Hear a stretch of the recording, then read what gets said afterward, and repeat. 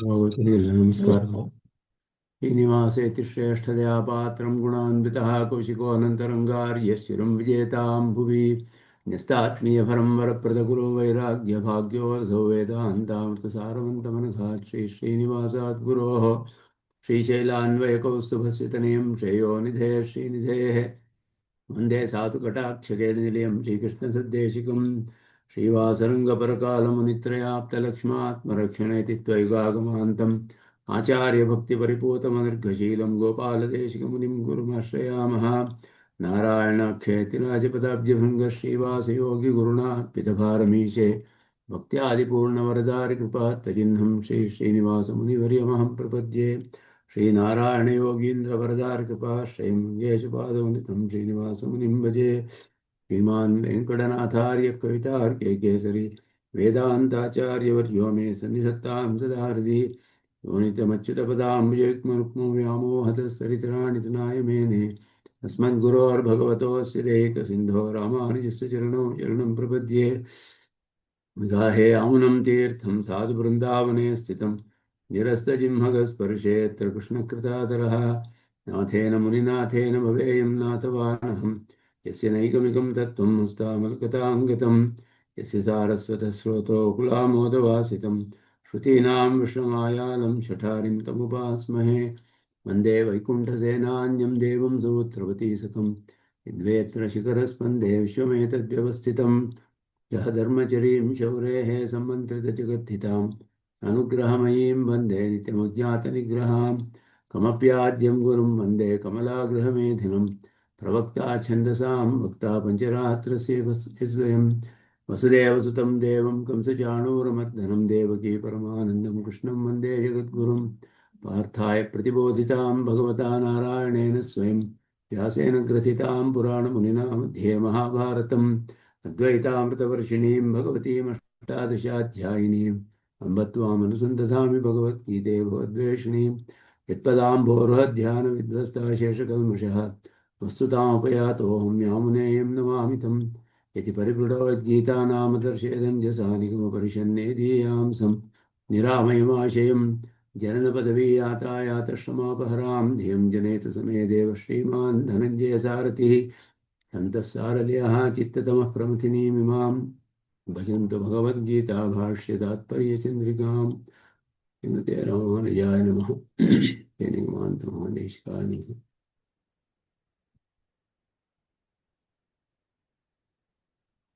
13ನೇ ಅಧ್ಯಾಯದಲ್ಲಿ 20ನೆಯ ಶ್ಲೋಕವನ್ನು ನೋಡ್ತಾ ಇದ್ವಿ.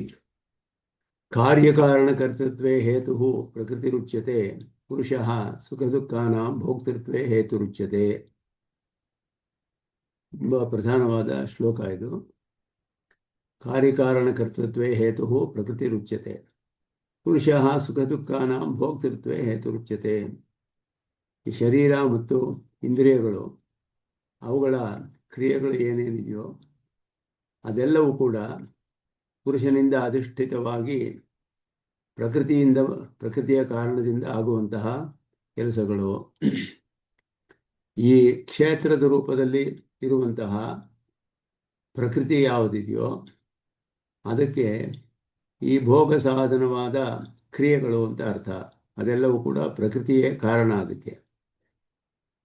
ಮತ್ತೆ ಭೋಗ ಸಾಧನವಾದ್ದು ಇಂದ್ರಿಯಗಳು, ಭೋಗ ಸಾಧನಗಳು ಅಂತ ಹೇಳಲ್ಪಡುವುದು.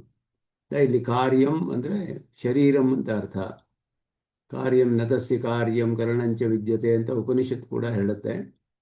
ನತಸ್ಯ ಕಾರ್ಯಂ ಕರಣಂಚ ವಿದ್ಯತೆ ಅಂತ ಪರಮಾತ್ಮನ ವಿಷಯದಲ್ಲಿ ಹೇಳುವಾಗ ಕಾರ್ಯ ಕರಣ ಮೊದಲಾದ್ದು ಇಂದ್ರಿಯ, ಶರೀರ, ಇಂದ್ರಿಯಗಳು ಅಂತ ಹೇಳಲ್ಪಡುತ್ತೆ.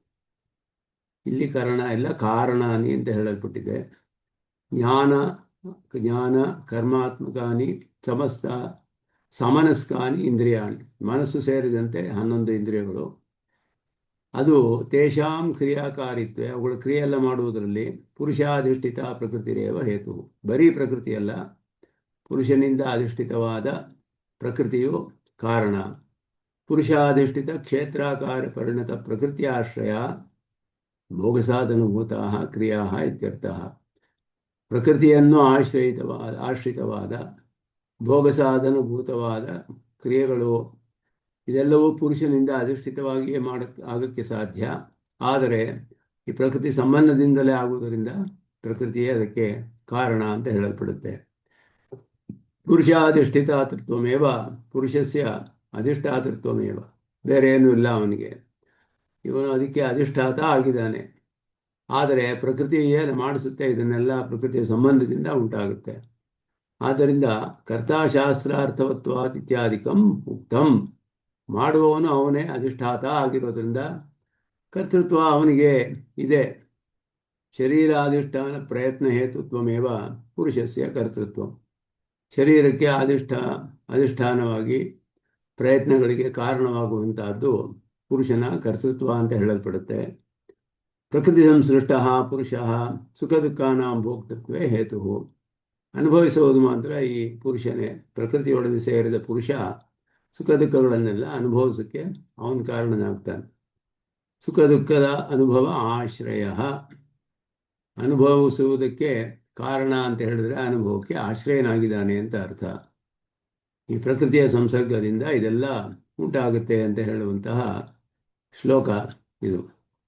ಎಲ್ಲವೂ ಕೂಡ ಈ ಪ್ರಕೃತಿಯನ್ನು ಆಶ್ರಯಿಸಿರುವ ಇಂದ್ರಿಯಗಳು, ಅವುಗಳ ಕ್ರಿಯೆ, ಅದರಿಂದ ಉಂಟಾಗುವ ಅನುಭವಗಳು.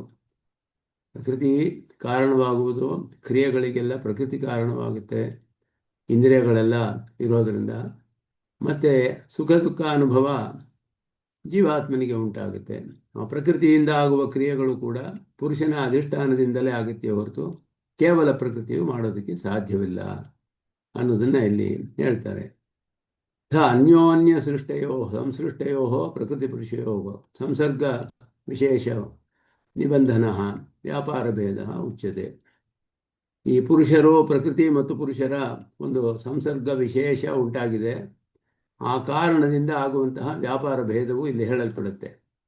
ಪ್ರಕೃತಿ ಪುರುಷ ಅಂತ ಹೇಳಿಬಿಟ್ಟು ಕರ್ತೃತ್ವವು ಪ್ರಕೃತಿಗೆ, ಭೋಕ್ತೃತ್ವವು ಜೀವಾತ್ಮನಿಗೆ ಅಂತ ಹೇಳಲ್ಪಟ್ಟಿತ್ತು. ಇಲ್ಲಿ ಕರ್ತೃತ್ವವು ಕಾರ್ಯಕಾರಣಗಳ ಕರ್ತೃತ್ವ ಅಂತ ಹೇಳಿ ಶರೀರ ಇಂದ್ರಿಯಗಳ ಕ್ರಿಯೆಗಳಿಗೆಲ್ಲ ಮಾಡಿಸುವಂತಹದ್ದು ಪ್ರಕೃತಿ. ಆ ಸುಖ ದುಃಖ ಅನುಭವಿಸುವವನು ಜೀವಾತ್ಮ ಅಂತ ಹೇಳೋದು. ಎಲ್ಲಿಯೂ ಎರಡು ಕಡೆಯೂ ಜೀವಾತ್ಮ ಇರುವುದರಿಂದಲೇ ಇದೆಲ್ಲ ನಡೆಯುತ್ತೆ ಅನ್ನೋದು ಮುಖ್ಯವಾದದ್ದು. ಪ್ರಕರಣಾತ್ ಕಾರಣ ಶಬ್ದಸ್ಯ ಸಮವ್ಯಾಹಾರಾಚ ಅತ್ರ ಕಾರ್ಯಶಬ್ದ ಭೋಗಾಯತನಾಖ್ಯ ಕಾರ್ಯವಿಶೇಷಪರಃ ಇತಿ ಭಾವಃ. ಇಲ್ಲಿ ಕಾರ್ಯ ಕಾರಣ ಅಂತ ಎರಡು ಹೇಳಲ್ಪಟ್ಟಿದೆ. ಕಾರ್ಯಕಾರಣ ಅಂದರೆ ಕಾಸ್ ಎಫೆಕ್ಟ್ ಅಂತ ಅರ್ಥ ಮಾಡ್ಬೋದು. ಕಾಸ್ ಎಫೆಕ್ಟ್ ಅಂತ ಜನರಲ್ ಆಗಿ ಸಾಮಾನ್ಯವಾಗಿ ಹೇಳಿದ್ರೆ ಕಾರ್ಯ ಕಾರಣ ಅಂತ ಹೇಳಿದ್ರೆ, ಆ ಕಾರ್ಯಕಾರಣ ಅರ್ಥ ಬಂದಿದೆಯಲ್ಲ ಅಂದರೆ ಈ ಪ್ರಕರಣಕ್ಕೆ ಅನುಗುಣವಾಗಿ ಪ್ರಕೃತಿ ಸಂಬಂಧದಿಂದ ಇವನಲ್ಲಿ ಆಗುವಂತಹ ಕಾರ್ಯಗಳೇನು, ಅದರ ಅನುಭವಗಳೇನು, ಇದರ ವಿಷಯ ಇಲ್ಲಿ ಹೇಳಲ್ಪಡ್ತಾ ಇರೋದ್ರಿಂದ ಅದಕ್ಕೆ ಅನುಗುಣವಾಗಿ ಕಾರ್ಯಶಬ್ದವು ಭೋಗಾಯತನಾಖ್ಯ ಕಾರ್ಯವಿಶೇಷ ಪರಃ, ಅವನ ಅನುಭವಕ್ಕೆ ಆಶ್ರಯವಾಗಿರುವಂತಹ ಕಾರ್ಯಗಳನ್ನು ತಿಳಿಸುತ್ತೆ.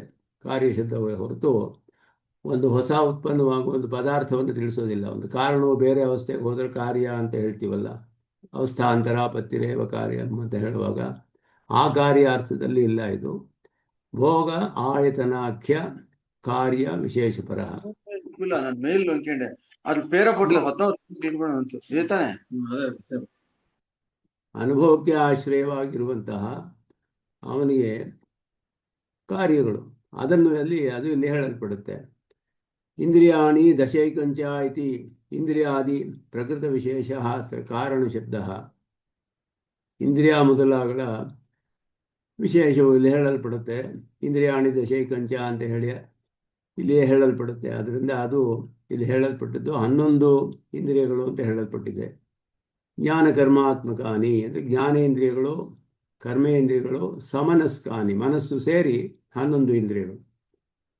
ಏತೇನ ಕಾರ್ಯಂ ಭೂತ ತನ್ಮಾತ್ರೂಪೇಣ ದಶವಿಧಂ ಕಾರಣಂ ಬುದ್ಧ್ಯಾಂಕಾರ ರೂಪೇಣ 13 ವಿಧಂ ತೇಷಾಂ ಸ್ವರೂಪೋತ್ಪತ್ತೌ ಪ್ರತಿಕ್ಷಣ ಪರಿಣಾಮೇ ಚ ಹೇತು ಮೂಲ ಪ್ರಕೃತಿ ಮೊದಲಾದ ವ್ಯಾಖ್ಯಾನಗಳೆಲ್ಲ ತಳ್ಳಿ ಹಾಕಲ್ಪಟ್ಟಿದೆ ಅಂತ ಹೇಳಿದ್ರು. ಅದೆಲ್ಲ ಇಲ್ಲಿ ನಾವು ಇದು ಸರಿ ಹೋಗೋದಿಲ್ಲ ಇಲ್ಲಿ ಅಂತ ಹೇಳಿಬಿಟ್ಟು ಪಂಚಭೂತಗಳು ಮತ್ತು ಪಂಚ ತನ್ಮಾತ್ರೆಗಳು ಎಲ್ಲ ಸೇರಿ ಕಾರ್ಯವು 10 ಅಂತ ಹೇಳಲ್ಪಡುತ್ತೆ.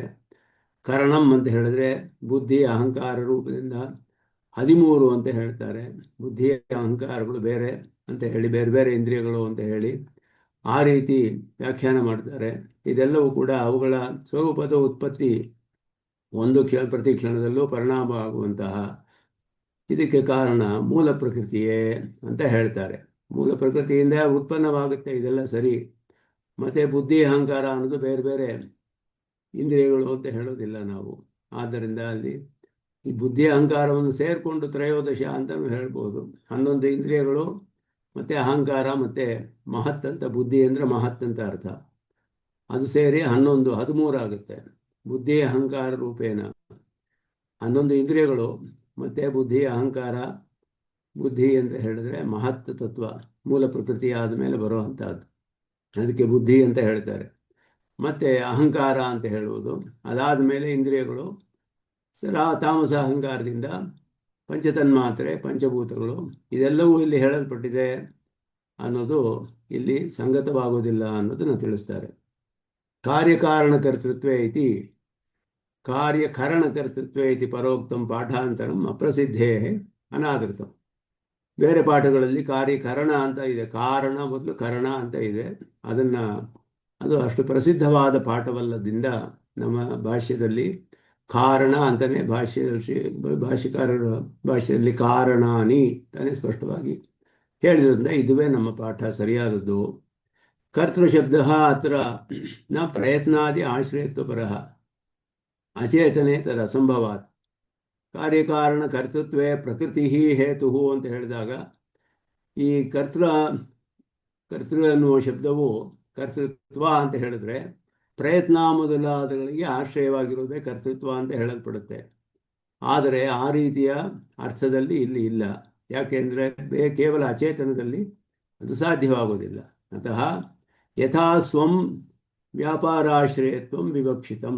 ಆಯಾ ಸಾಧನಗಳಿಗೆ ಅಥವಾ ಆಯಾ ಪದಾರ್ಥಗಳಿಗೆ ಅನುಗುಣವಾಗಿ, ಯಥಾ ಸ್ವಂ ಅಂದರೆ ಅವುಗಳಿಗೆ ಅನುಗುಣವಾಗಿ ವ್ಯಾಪಾರಗಳಿಗೆ ಆಶ್ರಯವಾಗಿರೋದು ಅನ್ನೋದು ತೇಷಾಂ ಕ್ರಿಯಾಕಾರಿತ್ವೇ. ಜ್ಞಾನೇಂದ್ರಿಯಗಳಿಗೆ ಅವುಗಳ ಕಾರ್ಯಗಳಿದೆ, ಶ್ರೋತ್ರೇಂದ್ರಿಯದಕ್ಕೆ ಯಾವುದ ಕಾರಣ, ಚಕ್ಷುರೇಂದ್ರಿಯಕ್ಕೆ ಒಂದು ಕೆಲಸವಿದೆ. ಆಯಾ ವ್ಯಾಪಾರಗಳು ಚಕ್ಷುರೇಂದ್ರಿಯದ ವ್ಯಾಪಾರ, ಶ್ರೋತ್ರೇಂದ್ರಿಯದ ವ್ಯಾಪಾರ ಅಥವಾ ಕರ್ಮೇಂದ್ರಿಯಗಳ ವ್ಯಾಪಾರ, ಅವುಗಳ ವ್ಯಾಪಾರಕ್ಕೆ ಆಶ್ರಯವಾಗಿರುವುದು. ಅದು ಇಲ್ಲಿ ತೇಷಾಂ ಕ್ರಿಯಾಕಾರಿತ್ವೇ ಅಂತ ಹೇಳಲ್ಪಟ್ಟಿದೆ. ಅದೆಲ್ಲ ಆಶ್ರಯವಾಗಿದೆ ಅಂತ ಅರ್ಥವೇ ಹೊರತು ಪ್ರಯತ್ನ ಮೊದಲಾದ ರೂಪವಾದ ಕರ್ತೃತ್ವವಲ್ಲ. ಅಚೇತನದಲ್ಲಿ ಅದು ಸಾಧ್ಯವಿಲ್ಲ. ಯದ್ಯಪಿ ಅಬುದ್ಧಿಪೂರ್ವೇಷು ಕೇಷುಚಿತ್ ಮನಶ್ರೋತ್ರಾದಿ ವ್ಯಾಪಾರೇಷು ಪುರುಷೇಚ್ಛಾಧೀನತ್ವಂ ನಾಸ್ತಿ ತಥಾಪಿ ತೇಷಾಂ ಪುರುಷಭೋಗಾರ್ಥತ್ವಂ ತ್ವಾತ್ ಭೋಕ್ತೃತ್ವ ದಶಾಪನ್ನ ಪುರುಷ ಸನ್ನಿಧಾನ ರೂಪಂ ಅಧಿಷ್ಠಾನಂ ಅಪೇಕ್ಷಿತಂ ಬಾಹುಲ್ಯೇನ ಚ ಪ್ರಯತ್ನಾಧೀನತ್ವಂ ಅಸ್ತಿ ಇತಿ ಅಭಿಪ್ರಾಯೇಣ ಪುರುಷಾಧಿಷ್ಠಿತ. ಎಲ್ಲ ಕಾರ್ಯಗಳಲ್ಲಿಯೂ ಕೂಡ ಅನೇಕವಾಗಿ ಪುರುಷನ ಪ್ರಯತ್ನಾಧೀನ ಇದ್ದೇ ಇದೆ. ಎಲ್ಲ ಕಾರ್ಯಗಳು ಸಾಮಾನ್ಯವಾಗಿ ಪುರುಷನ ಪ್ರಯತ್ನಕ್ಕೆ ಅಧೀನವಾಗಿಯೇ ಕೆಲಸಗಳು ಮಾಡುತ್ತೆ. ಆದರೆ ಕೆಲವು ಸಮಯದಲ್ಲಿ ನಮಗೆ ತಿಳಿಯದೆಯೇ ಕೆಲಸ ವ್ಯಾಪಾರಗಳು ನಡೆಯುತ್ತೆ. ಶ್ರೋತ್ರವೋ ಮನಸ್ಸೋ ಮೊದಲಾದದ್ದೆಲ್ಲ ವ್ಯಾಪಾರ ಮಾಡ್ತಾ ಇರುತ್ತೆ. ನಾವು ಈ ಮಾಡಬೇಕು ಅಂತ ನಾವು ನೆನೆಸಲಿಲ್ಲ, ಆದರೆ ಈ ಶಬ್ದವನ್ನು ಕೇಳಬೇಕು ಅಂತ ನೆನೆಸದೆ ಆದರೂ ಕೇಳುತ್ತೆ. ಮನಸ್ಸು ಎಲ್ಲೋ ಹೋಗುತ್ತೆ, ಇಲ್ಲಿ ಹೋಗಬಾರ್ದು ಅಂತ ನಾವು ಹೋಗಬೇಕು ಅಂತ ನೆನೆಸಲಿಲ್ಲ, ಆದರೆ ಯಾವುದೋ ವಿಷಯವನ್ನು ಚಿಂತನೆ ಮಾಡೋಕ್ಕೆ ಆರಂಭಿಸುತ್ತೆ. ಇದರಲ್ಲೆಲ್ಲ ಪುರುಷನ ಅಧೀನತ್ವ ಅನ್ನೋದು ಇಲ್ಲವಲ್ಲ ಅಂತ ಹೇಳಿದ್ರೆ, ಹಾಗೆಯೂ ಕೂಡ ಈ ವ್ಯಾಪಾರಗಳೆಲ್ಲ ಯಾಕೆ ನಡೆಯುತ್ತೆ ಅಂತ ಹೇಳಿದ್ರೆ ಪುರುಷನ ಅನುಭವಕ್ಕೋಸ್ಕರವೇ. ಅವರವರ ಕರ್ಮಕ್ಕನುಗುಣವಾಗಿ ಪೂರ್ವಜನ್ಮ ವಾಸನೆಗಳಿಂದ ಎಲ್ಲ ಇದು ಕೆಲಸಗಳು ನಡೆಯುತ್ತೆ. ಇದು ತಾನಾಗಿಯೇ ಕೆಲವೆಲ್ಲ ನಡೀತಾ ಇರುತ್ತೆ. ಆ ವಾಸನೆ ಅನ್ನೋದು ಅವನ್ನ ಹಾಗೆ ಆ ವ್ಯಾಪಾರಗಳನ್ನೆಲ್ಲ ಮಾಡೋ ಹಾಗೆ ಮಾಡುತ್ತೆ. ಆದರೂ ಇವನಿಗೆ ಭೋಕ್ತೃತ್ವ ಅನ್ನುವ ದಶೆಯಲ್ಲಿದ್ದಾನಲ್ಲ ಈ ಜೀವಾತ್ಮ, ಅವನಿರೋದ್ರಿಂದಲೇ ಇದೆಲ್ಲ ನಡೆಯುವಂಥದ್ದು. ಇಲ್ಲದೆ ಹೋದರೆ ಈ ವ್ಯಾಪಾರಗಳನ್ನು ಅಚೇತನ ಪುರುಷನ ಬುದ್ಧಿಪೂರ್ವಕವಲ್ಲದೆ ಮನಸ್ಸು ವ್ಯಾಪಾರ ಮಾಡೋಕ್ಕಾಗೋದಿಲ್ಲ, ಚಿಂತನೆ ಮಾಡೋಕ್ಕಾಗೋದಿಲ್ಲ. ಪುರುಷನ ಅಧಿಷ್ಠಾತೃತ್ವ ಇರಬೇಕು. ಅವನು ನೆನೆಸ್ಕೊಂಡು ಮಾಡದೇ ಇರಬಹುದು. ಈ ವಿಷಯ ನಾನು ನೆನೆಸ್ಕೊಳ್ಬೇಕು ಅಂತ ಹೇಳೋದಿಲ್ಲ. ಯಾವುದೋ ವಿಷಯಗಳು ನೆನಪಿಗೆ ಬರುತ್ತೆ. ನಮಗದು ಮಾಡಬೇಕು ಅಂತ ನಮ್ಮ ಮನಸ್ಸಿನಲ್ಲಿ ಮಾಡದೇ, ನಾವು ಚಿಂತನೆ ಮಾಡಿರೋದಿಲ್ಲ, ಸಂಕಲ್ಪವೂ ಮಾಡಿರೋದಿಲ್ಲ. ಆದರೂ ಜೀವಾತ್ಮ ಇರುವುದರಿಂದಲೇ ಅದೆಲ್ಲ ಆಗೋದು. ಯಾಕೆ ಅಂದರೆ ಇವನ ಅನುಭವಕ್ಕೋಸ್ಕರ ಆಗ್ತಾ ಇದೆ. ಕಾರಣ ಏನು ಅಂದರೆ ಪೂರ್ವಜನ್ಮ ವಾಸನೆಗಳು ಮೊದಲಾದದ್ದೆಲ್ಲ ಅದಕ್ಕೆ ಕಾರಣವಾಗಿರುತ್ತೆ. ಆದ್ದರಿಂದ ಆದರೆ ಬಾಹುಲ್ಯೇನ ಪ್ರಯತ್ನಾಧೀನತ್ವ, ಅನೇಕ ಸುಮಾರು ಎಲ್ಲವೂ ಕೂಡ ಅವನ ಪ್ರಯತ್ನದಿಂದಲೇ ಆಗುತ್ತೆ. ಕೆಲವು ಪ್ರಯತ್ನವಿಲ್ಲದೆಯೂ ಆಗ್ತಾ ಇರುತ್ತೆ. ಅದೆಲ್ಲ ಆಗ್ತಿದ್ರು ಕೂಡ ಅದರಲ್ಲಿ ಎರಡು ಮುಖ್ಯವಾದ ವಿಷಯಗಳು: ಪುರುಷನ ಅಧಿಷ್ಠಾನ ಇರಲೇಬೇಕು, ಇಲ್ಲದೆ ಹೋದರೆ ಆಗೋದಿಲ್ಲ. ಮನಸ್ಸು ತಾನೇ ಹೇಗೆ ಚಿಂತನೆ ಮಾಡೋದು, ಪುರುಷ ಇದ್ರೇ ಮಾಡೋಕ್ಕೆ ಸಾಧ್ಯ. ಇನ್ನೊಂದು, ಈ ವ್ಯಾಪಾರಗಳು ಆಗೋದು ಇವನ ಅನುಭವಕ್ಕೋಸ್ಕರವೇ. ಎರಡು ಕೂಡ ಇಲ್ಲಿ ಮುಖ್ಯವಾಗಿ ತಿಳಿಸ್ತಾರೆ. ಇಲ್ಲಿ ಪುರುಷ ಭೋಗಾರ್ಥತ್ವಾತ್ ಭೋಕ್ತೃತ್ವ ದಶಾಪನ್ನ ಪುರುಷ ಸನ್ನಿಧಾನ ರೂಪಂ ಅಧಿಷ್ಠಾನಂ ಅಪೇಕ್ಷಿತಂ. ಆದ್ದರಿಂದ ಈ ಭೋಕ್ತಾ ಅನ್ನುವ ದಶೆಯಲ್ಲಿ ಇದಾನಲ್ಲ, ಇಲ್ಲಿ ಕರ್ಮಫಲಗಳನ್ನು ಅನುಭವಿಸುವಂತಾನೆ ಇವನು. ಕರ್ಮಫಲ ಅನುಭವಿಸುವಂತಹ ದಶೆಯಲ್ಲಿ, ಬದ್ಧ ದಶೆಯಲ್ಲಿ ಇದ್ದಾನೆ ಜೀವಾತ್ಮ. ಅವನ ಒಂದು ಅಧಿಷ್ಠಾನ ಇದ್ದೇ ಇರಬೇಕು, ಯಾಕೆಂದರೆ ಅವನ ಅನುಭವಕ್ಕೆ ಇದೆಲ್ಲ ನಡೆಯುವಂಥದ್ದು. ಆದ್ದರಿಂದ ಇಲ್ಲಿ ಕಾರ್ಯಕಾರಣಕರ್ತೃತ್ವೇ ಪ್ರಕೃತಿ ಹೇತುಹು ಅಂತ ಹೇಳಿದಾಗ, ಈ ಕರ್ತೃತ್ವ ಅನ್ನೋದು ಅಚೇತನಕ್ಕೆ ಸ್ವತಃ ಸಂಭವವಿಲ್ಲ ಸ್ವತಂತ್ರವಾಗಿ. ಕೆಲವು ಸತಿ ಅಬುದ್ಧಿಪೂರ್ವಕವಾಗಿಯೂ ವ್ಯಾಪಾರಗಳು ನಡೆದರೂ ಕೂಡ ಈ ಬದ್ಧ ಜೀವನ ಒಂದು ಅಧಿಷ್ಠಾನವಿಲ್ಲದೆ ನಡೆಯೋದಿಲ್ಲ. ಯಾಕೆ ಅಂದರೆ ಇದೆಲ್ಲ ಇರೋದು ಅವನ ಅನುಭವಕ್ಕೋಸ್ಕರವೇ ಅನ್ನೋದು ಇಲ್ಲಿ ಸ್ಪಷ್ಟಪಡಿಸ್ತಾರೆ. ವಿಭಜ್ಯ ವ್ಯಾಪಾರ ನಿರ್ದೇಶಾತ್ ಪ್ರಕೃತಿರೇವ ಇತಿ ಅವಧಾರಣ ಲಾಭ. ವ್ಯಾಪಾರಗಳು ಬೇರೆ ಬೇರೆಯಾಗಿ ಹೇಳಿದೆ ಇಲ್ಲಿ. ಆದ್ದರಿಂದ ಇಲ್ಲಿ ಅವುಗಳೆಲ್ಲ ಕ್ರಿಯಾಕಾರಿತ್ವೇ ಅಂತ ಹೇಳಿದ್ರು. ಶರೀರವು, ಜ್ಞಾನ ಇಂದ್ರಿಯಗಳು, ಕರ್ಮೇಂದ್ರಿಯಗಳು, ಅವುಗಳ ಕ್ರಿಯೆಗಳನ್ನು ನಡೆಸುವಂಥದ್ದು ಎಲ್ಲವೂ ಪ್ರಕೃತಿಯೇ ಕಾರಣ. ಬೇರೆ ಬೇರೆಯಾಗಿ ಹೇಳೋದ್ರಿಂದ ಇದಕ್ಕೂ ಪ್ರಕೃತಿಯೇ ಕಾರಣ, ಅದಕ್ಕೂ ಪ್ರಕೃತಿಯೇ ಕಾರಣ. ನಾನು ಪುರುಷಾಧಿಷ್ಠಿತ ಪ್ರಕೃತಿ ಇತಿ ಅಯುಕ್ತಂ ಪ್ರಳಯದಶಾಯಾಂ ಕರ್ಣಕಳೇಬರ ವಿಧುರಸ್ಯ ಸಂಸಾರಿಣಃ ಸ್ವೇಚ್ಛೆಯ ಪ್ರಕೃತಿ ಅಧಿಷ್ಠಾನ ಅಸಂಭವಾತ್ ಪುರುಷಾಧಿಷ್ಠಿತ ಕ್ಷೇತ್ರಾಕಾರ ಪರಿಣತ. ಎಲ್ಲವನ್ನು ಭಾಷ್ಯಕಾರರು ಚೆನ್ನಾಗಿ ವಿಚಾರ ಮಾಡಿ ವ್ಯಾಖ್ಯಾನ ಮಾಡ್ತಾರೆ. ಆದ್ದರಿಂದ ಇಲ್ಲಿ ಹೇಳುವಾಗ ಪುರುಷಾಧಿಷ್ಠಿತ ಕ್ಷೇತ್ರಜ್ಞಾಕಾರ ಪರಿಣತ ಪ್ರಕೃತಿ ಆಶ್ರಯ ಅಂತ ಹೇಳಿದ್ರು. ಆದ್ದರಿಂದ ಇಲ್ಲಿ ಪ್ರಳಯದ ದಶೆ ಇಲ್ಲಿ ತಳ್ಳಿ ಹಾಕಲ್ಪಡುತ್ತೆ, ಅದು ವ್ಯಾವೃತ್ತಿ ಮಾಡಲ್ಪಟ್ಟಿದೆ. ಪ್ರಳಯ ದಶೆಯಲ್ಲಿ ಇವನಿಗೆ ಶರೀರ ಇಂದ್ರಿಯಗಳ ರೂಪದಲ್ಲಿ ಇರೋದಿಲ್ಲ ಪ್ರಕೃತಿ ಸಂಬಂಧ, ಸೂಕ್ಷ್ಮವಾದ ಪ್ರಕೃತಿ ಸಂಬಂಧ ಇದ್ದೇ ಇರುತ್ತೆ. ಆದರೆ ಶರೀರೇಂದ್ರಿಯಗಳು ಇರೋದಿಲ್ಲ. ನಾಮರೂಪ ವಿಭಜನೆ ಆದಮೇಲೆಯೇ ಶರೀರ ಇಂದ್ರಿಯಗಳು ಬರುತ್ತೆ ಇವನಿಗೆ, ಅದಕ್ಕೆ ಮೊದಲು ಇರೋದಿಲ್ಲ. ಆದ್ದರಿಂದ ಆವಾಗ ಹೇಗೆ ಇಲ್ಲಿ ಶರೀರ ಇಂದ್ರಿಯಗಳು ಅಂತ ಹೇಳಲ್ಪಟ್ಟಿತ್ತಲ್ಲ, ಪ್ರಕೃತಿ ಕರ್ತೃತ್ವ ಎಲ್ಲ ಹೀಗೆ ಹೇಳಿದೆಯಲ್ಲ ಅಂತ ಹೇಳಿದ್ರೆ, ಅದಕ್ಕೆ ಹೇಳ್ತಾರೆ ಕ್ಷೇತ್ರಾಕಾರದಲ್ಲಿ ಪರಿಣಾಮ ಹೊಂದಿರುವ ಪ್ರಕೃತಿಗೆ ಆಶ್ರಯವಾದದ್ದು ಅಂತ ಅರ್ಥ. ಪುರುಷನಿಂದ ಅಧಿಷ್ಠಿತವಾಗಿ ಈ ಶರೀರ ರೂಪದಲ್ಲಿ ಪರಿಣಾಮ ಹೊಂದಿರುವ ಪ್ರಕೃತಿಗೆ ಆಶ್ರಯವಾದದ್ದು. ಆದರೆ ಅದು ಬದ್ಧ ದಶೆಯಲ್ಲಿಯೇ ನಾಮರೂಪ ವಿಭಾಗ ಆದ ಮೇಲೆ ಉಂಟಾಗುವ ಅವಸ್ಥೆ, ಅಲ್ಲಿ ಇದು ಸಾಧ್ಯವಾಗುತ್ತೆ. ಭೋಗ ತತ್ ಸಾಧನೆಯೋ ಆಶ್ರಯತ್ವ ಲಕ್ಷಣಂ ಹೇತುತ್ವಮಿಹ ವಿವಿಚ್ಯತೆ ಅಭಿಪ್ರಾಯಣ ಪ್ರಕೃತಿಯ ಆಶ್ರಯತ್ವಾದಿ ಕಥನಂ. ಭೋಗವು ಅದಕ್ಕೆ ಸಾಧನಗಳು ಬೇರೆ ಬೇರೆಯಾಗಿ ಆಶ್ರಯತ್ವ ಲಕ್ಷಣವು ಕಾರಣ ಅನ್ನೋದು ಸ್ಪಷ್ಟವಾಗಿ ಇಲ್ಲಿ ಪ್ರಕೃತಿಯ ಆಶ್ರಯತ್ವಾತ್. ಸಾಧನಗಳೆಲ್ಲ ಪ್ರಕೃತಿಯ ಆಶ್ರಯವಾಗಿದೆ ಎಲ್ಲವೂ. ಅದನ್ನು ಇಲ್ಲಿ ಒಂದೊಂದು ಶಬ್ದವೂ ಬಹಳ ಅರ್ಥಪೂರ್ಣವಾದ ಶಬ್ದಗಳು. ಪ್ರಕೃತಿಯ ಆಶ್ರಯ ಭೋಗ ಸಾಧನಭೂತಾ ಕ್ರಿಯಾ ಅಂತ ಹೇಳುವುದು. ಭೋಗ ಸಾಧನವಾದ ಕ್ರಿಯೆಗಳು ಪ್ರಕೃತಿಗೆ ಆಶ್ರಯವಾಗಿರುವಂಥದ್ದು. ಆದ್ದರಿಂದ ಸಾಧನವು ಅದು ಆಶ್ರಯತ್ವ ಎರಡನ್ನು ಬೇರೆ ಬೇರೆಯಾಗಿ ಸ್ಪಷ್ಟವಾಗಿ ತಿಳಿಸ್ತಾರೆ. ಪ್ರಕೃತೇ ಕರ್ತೃತ್ವೇ ಕರ್ತಾಶಾಸ್ತ್ರಾರ್ಥವ ಇತ್ಯಾದಿ ಸೂತ್ರೈ ವಿರೋಧ ಸ್ಯಾತ್. ಪುರುಷನಿಗೆ ತಾನೇ ಕರ್ತೃತ್ವ ಹೇಳಿರುವಂಥದ್ದು. ಪ್ರಕೃತಿ ಅಚೇತನವಾಯಿತು, ಇವನಿಗೆ ಕರ್ತೃತ್ವವಿದೆ ಅಂತ ಹೇಳಿದೆ. ಆದರೆ ಪ್ರಕೃತಿಯೇ ಇಲ್ಲಿ ಕರ್ತೃ ಅಂತ ಹೇಳಿದೆಯಲ್ಲ, ಇಲ್ಲಿ ಕರ್ತೃತ್ವೇ ಪ್ರಕೃತಿ ಹೇತು ಅಂತ ಹೇಳಿಬಿಟ್ರಲ್ಲ, ಇದು ಹೇಗೆ ಸಾಧ್ಯ ಅಂದರೆ ಪುರುಷಾಧಿಷ್ಠಿತೃತ್ವಮೇ ಪುರುಷಸ್ಯ ಅಧಿಷ್ಠಾತೃತ್ವಮೇವ ಅಂತ ಹೇಳಿದ್ರು. ಆದ್ದರಿಂದ ಪ್ರಕೃತಿಗೆ ಕರ್ತೃತ್ವ ಅಂತ ಅರ್ಥವಲ್ಲ, ಇಲ್ಲಿ ಪುರುಷನಿಗೆ ಅಧಿಷ್ಠಾನ ಆಗಿರೋದ್ರಿಂದ ಅಧಿಷ್ಠಾತೃತ್ವ ರೂಪದಲ್ಲಿ ಇದಾನು ಜೀವಾತ್ಮ.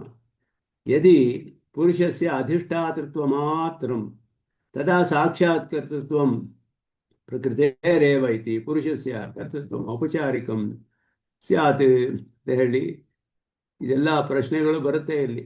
ಕರ್ತೃತ್ವ ಅನ್ನೋದು ಪ್ರಕೃತಿಗೆ ಅಚೇತನ ಅಂತ ಹೇಳಿದ ಮೇಲೆ ಪುರುಷನಿಗೆ ಹೇಳಬೇಕಲ್ಲ, ಹೇಗೆ ಇಲ್ಲೆಲ್ಲ ಸಾಧ್ಯ ಇದು ಅಂತ ಹೇಳಿದ್ರೆ ಶರೀರಾಧಿಷ್ಠಾನ ಪ್ರಯತ್ನ ಹೇತುತ್ವಮೇವ ಹಿ ಪುರುಷಸ್ಯ ಕರ್ತೃತ್ವಂ ಅಂತ ಹೇಳುದು. ಶರೀರಕ್ಕೆ ಅಧಿಷ್ಠಾನವಾಗಿ ಪ್ರಯತ್ನಕ್ಕೆ ಕಾರಣವಾಗ್ತಾನವನು. ಆದ್ದರಿಂದ ಅವನಿಗೆ ಕರ್ತೃತ್ವ, ಪುರುಷನಿಗೆ ಅಧಿಷ್ಠಾತೃತ್ವಮೇವ ಅಂತ ಹೇಳಿದ್ರೆ ಅವನು ಅಧಿಷ್ಠಾನವಾಗಿ ಪ್ರಯತ್ನಕ್ಕೆ ಕಾರಣವಾಗ್ತಾನೆ. ಆ ಪ್ರಯತ್ನಕ್ಕೆ ಇವನೇ ಕಾರಣವಾಗೋದು. ಕರ್ತೃತ್ವ ಅನ್ನೋದು ಇವನಿಗೆ, ಆದರೆ ಈ ಕರ್ತೃತ್ವ ಅವನಿಗೆ ಸ್ವಾಭಾವಿಕವಾದ್ದಲ್ಲ. ಇದು ಮೋಕ್ಷದಲ್ಲಿ ಇದೆಲ್ಲ ಇರೋದಿಲ್ಲ. ಸ್ವಾಭಾವಿಕ ಆದ ರೂಪದಲ್ಲಿ ಈ ರೀತಿಯಾದ ಸಂಸಾರ ದಶೆಯಲ್ಲಿ ಬರುವ ಕರ್ತೃತ್ವಗಳು ಇಲ್ಲ ಅವನಿಗೆ. ಇದೆಲ್ಲ ಪ್ರಕೃತಿ ಸಂಬಂಧದಿಂದ ಬರೋದು. ಇಲ್ಲಿ ಆಗುವ ಅನುಭವಗಳೆಲ್ಲ ಅವನ ಪೂರ್ವ ಕರ್ಮಗಳ ಫಲವಾಗಿ ಫಲರೂಪದಲ್ಲಿ ಬರ್ತಾ ಇದೆ. ಆದ್ದರಿಂದ ಇದೆಲ್ಲ ಬದ್ಧ ದಶೆಯಲ್ಲಿ ಮಾತ್ರವೇ. ಆದ್ದರಿಂದ ಜೀವಾತ್ಮನಿಗೆ ಇದು ಸ್ವಾಭಾವಿಕವಾದ ದಶೆಯಲ್ಲ ಇದು.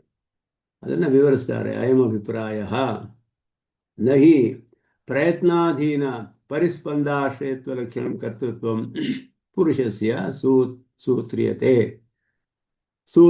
ಸೂತ್ರದಲ್ಲಿ ಕರ್ತಾಶಾಸ್ತ್ರಾರ್ಥವತ್ವಾತ್ ಅನ್ನುವಾಗ ಯಾವ ಕರ್ತೃತ್ವ ಇಲ್ಲಿ ಹೇಳಲ್ಪಟ್ಟಿದೆ ಅನ್ನೋದು ಇಲ್ಲಿ ಪ್ರಶ್ನೆ ಬರುತ್ತೆ. ಕರ್ತೃತ್ವ ಯಾವ ರೀತಿಯದು ಅಂತ ಹೇಳಿಬಿಟ್ಟು ಪ್ರಯತ್ನಾಧೀನ ಪರಿಸ್ಪಂದಾಶ್ರಯತ್ವ ಲಕ್ಷಣಂ ಕರ್ತೃತ್ವಂ ಅಂತ ಹೇಳಿದ್ರು. ತತ್ರ ಶಾಸ್ತ್ರಾರ್ಥವತ್ವಾದಿ ಹೇತೂನ ಅನ್ಯಥಾ ಸಿದ್ಧೇ. ಶಾಸ್ತ್ರ ಅರ್ಥವತ್ವಾತ್ ಅಂತ ಹೇಳಿದ್ರೆ ಶಾಸ್ತ್ರದಲ್ಲಿ ಪ್ರಯೋಜನವಿದೆ ಅಂತ ಅರ್ಥ ಆಯಿತು.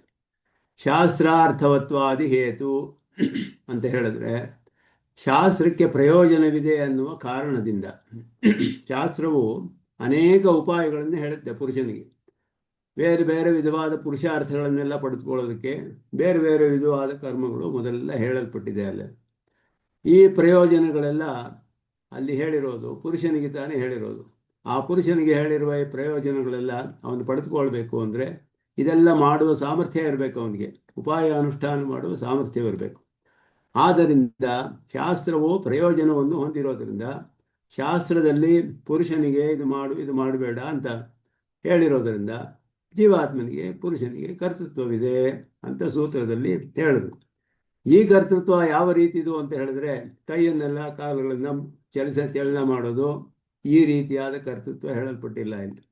ಪ್ರಯತ್ನಾಧೀನ ಪರಿಸ್ಪಂದ ಆಶ್ರಯತ್ವ ಲಕ್ಷಣಂ. ಪ್ರಯತ್ನಕ್ಕೆ ಅಧೀನವಾದ ಈ ಪರಿಸ್ಪಂದಗಳು ಮೊದಲಾದರೆ ಚಲನೆ ವಲನೆಗಳು ಅಂತ ಅರ್ಥ.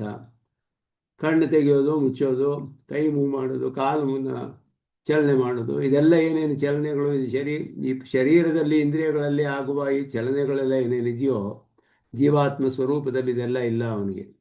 ಯಾಕೆಂದರೆ ಜೀವಾತ್ಮ ನಿರವಯವಿ ಜ್ಞಾನಸ್ವರೂಪ. ಕೈಕಾಲುಗಳೆಲ್ಲ ಇಲ್ಲ ಅವನಿಗೆ. ಕೈಕಾಲುಗಳೆಲ್ಲ ಮೂವ್ ಮಾಡೋದು ಯಾರು ಅಂದರೆ ಶರೀರ, ಇಂದ್ರಿಯಗಳು, ಪ್ರಕೃತಿಯು ಶರೀರ ಇಂದ್ರಿಯಗಳ ರೂಪದಲ್ಲಿ ಪರಿಣಾಮ ಹೊಂದಿ ಇರುವಂತಹ ಪ್ರಕೃತಿಯಿಂದ ನಡೆಯುವಂತಹ ಕ್ರಿಯೆಗಳೇ ಹೊರತು ಜೀವಾತ್ಮನು ಅದಕ್ಕೆ ಅಧಿಷ್ಠಾನವಾಗಿದ್ದಾನೆ. ಆದ್ದರಿಂದ ಇದಕ್ಕೆ ಅವನ ಆಶ್ರಯವಲ್ಲ. ಆ ರೀತಿಯಾದ ಕರ್ತೃತ್ವ ಜೀವಾತ್ಮನಿಗೆ ಇಲ್ಲ.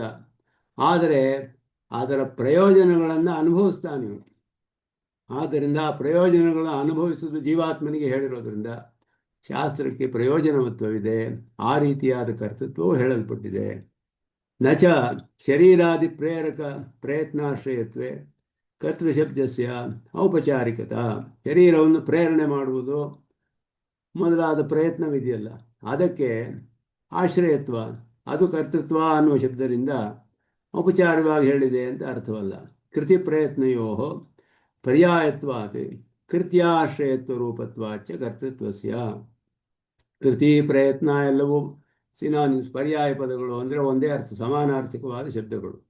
ಕೃತಿ ಪ್ರಯತ್ನ ಎಲ್ಲ ಒಂದೇ ಅರ್ಥವಿದೆ. ಆದ್ದರಿಂದ ಕೃತಿ ಆಶ್ರಯತ್ವ ರೂಪತ್ವಾಚ ಕರ್ತೃತ್ವಸ್ಯ.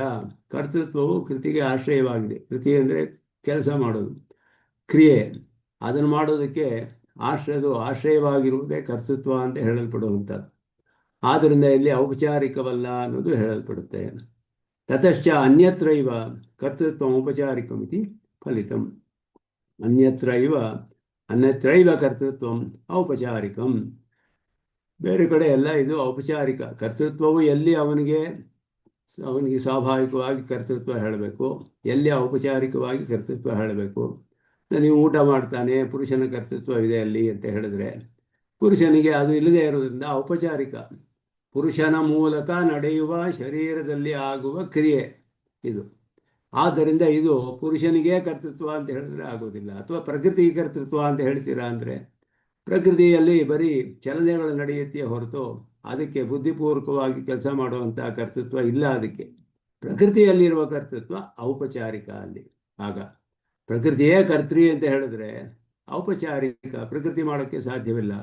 ಪುರುಷನಿಂದ ಅಧಿಷ್ಠಾನತೃತ್ವ ರೂಪವಾದವನ್ನು ಹೊಂದಿರುವ ಶರೀರದಲ್ಲಿ ಆಗುವ ಕರ್ತೃತ್ವ, ಅದನ್ನು ಪ್ರಕೃತಿಯ ಮೇಲೆ ಹೇಳ್ತಾರೆ. ಪ್ರಕೃತಿಯೇ ಅಂದರೆ ಯಾಕೆ ಅಂದರೆ, ಪ್ರಕೃತಿ ಸಂಬಂಧ ಇಲ್ಲದೆ ಹೋದರೆ ಇದೆಲ್ಲ ಇರೋದೇ ಇಲ್ಲ ಅವನಿಗೆ. ಆದ್ದರಿಂದ ಪ್ರಕೃತಿಗೆ ಕರ್ತೃತ್ವ ಅನ್ನೋದು ಔಪಚಾರಿಕವಾಗುತ್ತೆ. ಯದಿ ಪುನಃ ಯಥಾಸ್ವಂ ವ್ಯಾಪಾರಾಶ್ರಯತ್ವಮೇವ ಸರ್ವೇಷಾಂ ಕರ್ತೃತ್ವಮಿತಿ ಉಚ್ಯತೆ ತಥಾಪಿ ಪುರುಷಸ್ಯ ಕರ್ತೃತ್ವ ಮುಖ್ಯಮೇವ. ಯಥಾಸ್ವಂ ವ್ಯಾಪಾರಾಶ್ರಯತ್ವಮೇವ ಸರ್ವೇಷಾಂ ಕರ್ತೃತ್ವಂ, ಹೀಗೆ ಹೇಳಿದ್ರೆ ಆವಾಗ ಸರಿ ಹೋಗುತ್ತೆ. ಎಲ್ಲರಿಗೂ ಕೂಡ ಪುರುಷನಿಗೆ ಕರ್ತೃತ್ವ ಮುಖ್ಯವೇ ಆಗುತ್ತೆ. ಅವರವರ ಸ್ವರೂಪಕ್ಕೆ ಅನುಗುಣವಾದ ವ್ಯಾಪಾರಗಳಿಗೆ ಆಶ್ರಯವಾಗಿರೋದು ಕರ್ತೃತ್ವ ಅಂತ ಹೇಳ್ಬೋದು. ನಾನು ಪುರುಷ ಸುಖ ದುಃಖಾನಾಂ ಭೋಕ್ತೆ ಇತಿ ಅಯುಕ್ತಂ ಶುದ್ಧಸ್ಯ ಪುರುಷಸ್ಯ ಪ್ರಿಯ ವಿಧುರತ್ವ ಶ್ರುತೇಹೇ. ಪುರುಷನಿಗೆ ಹೋಗಲಿ, ಪುರುಷನಿಗೆ ಸುಖ ದುಃಖಗಳಿಗೆ ಭೋಕ್ತೃತ್ವ ಅಂತ ಹೇಗೆ ಹೇಳಕ್ಕೆ ಸಾಧ್ಯ? ಪುರುಷನಿಗೆ ಸುಖ ದುಃಖಗಳು ಭೋಕ್ತೃತ್ವ ಯಾಕೆ ಅಂತ ಹೇಳಿದ್ರೆ, ಶುದ್ಧನಾದ ಪುರುಷನಿಗೆ ಇಲ್ಲ ಇದೆಲ್ಲ. ಪ್ರಿಯೋ ನಹ ವೈ ಸಶರೀರಸ್ಯ ಸತಃ ಪ್ರಿಯೋ ಅಪಹತಿರಸ್ತಿ ಅಶರೀರಂ ವಾ ವಸಂತಂ ಪ್ರಿಯೇ ನ ಸ್ಪೃಶತಃ. ಉಪನಿಷತ್ತು ಹೇಳುತ್ತೆ, ಅಶರೀರಂ ವಾ ವಸಂತಂ ಪ್ರಿಯೇ ನ ಸ್ಪೃಶತಃ.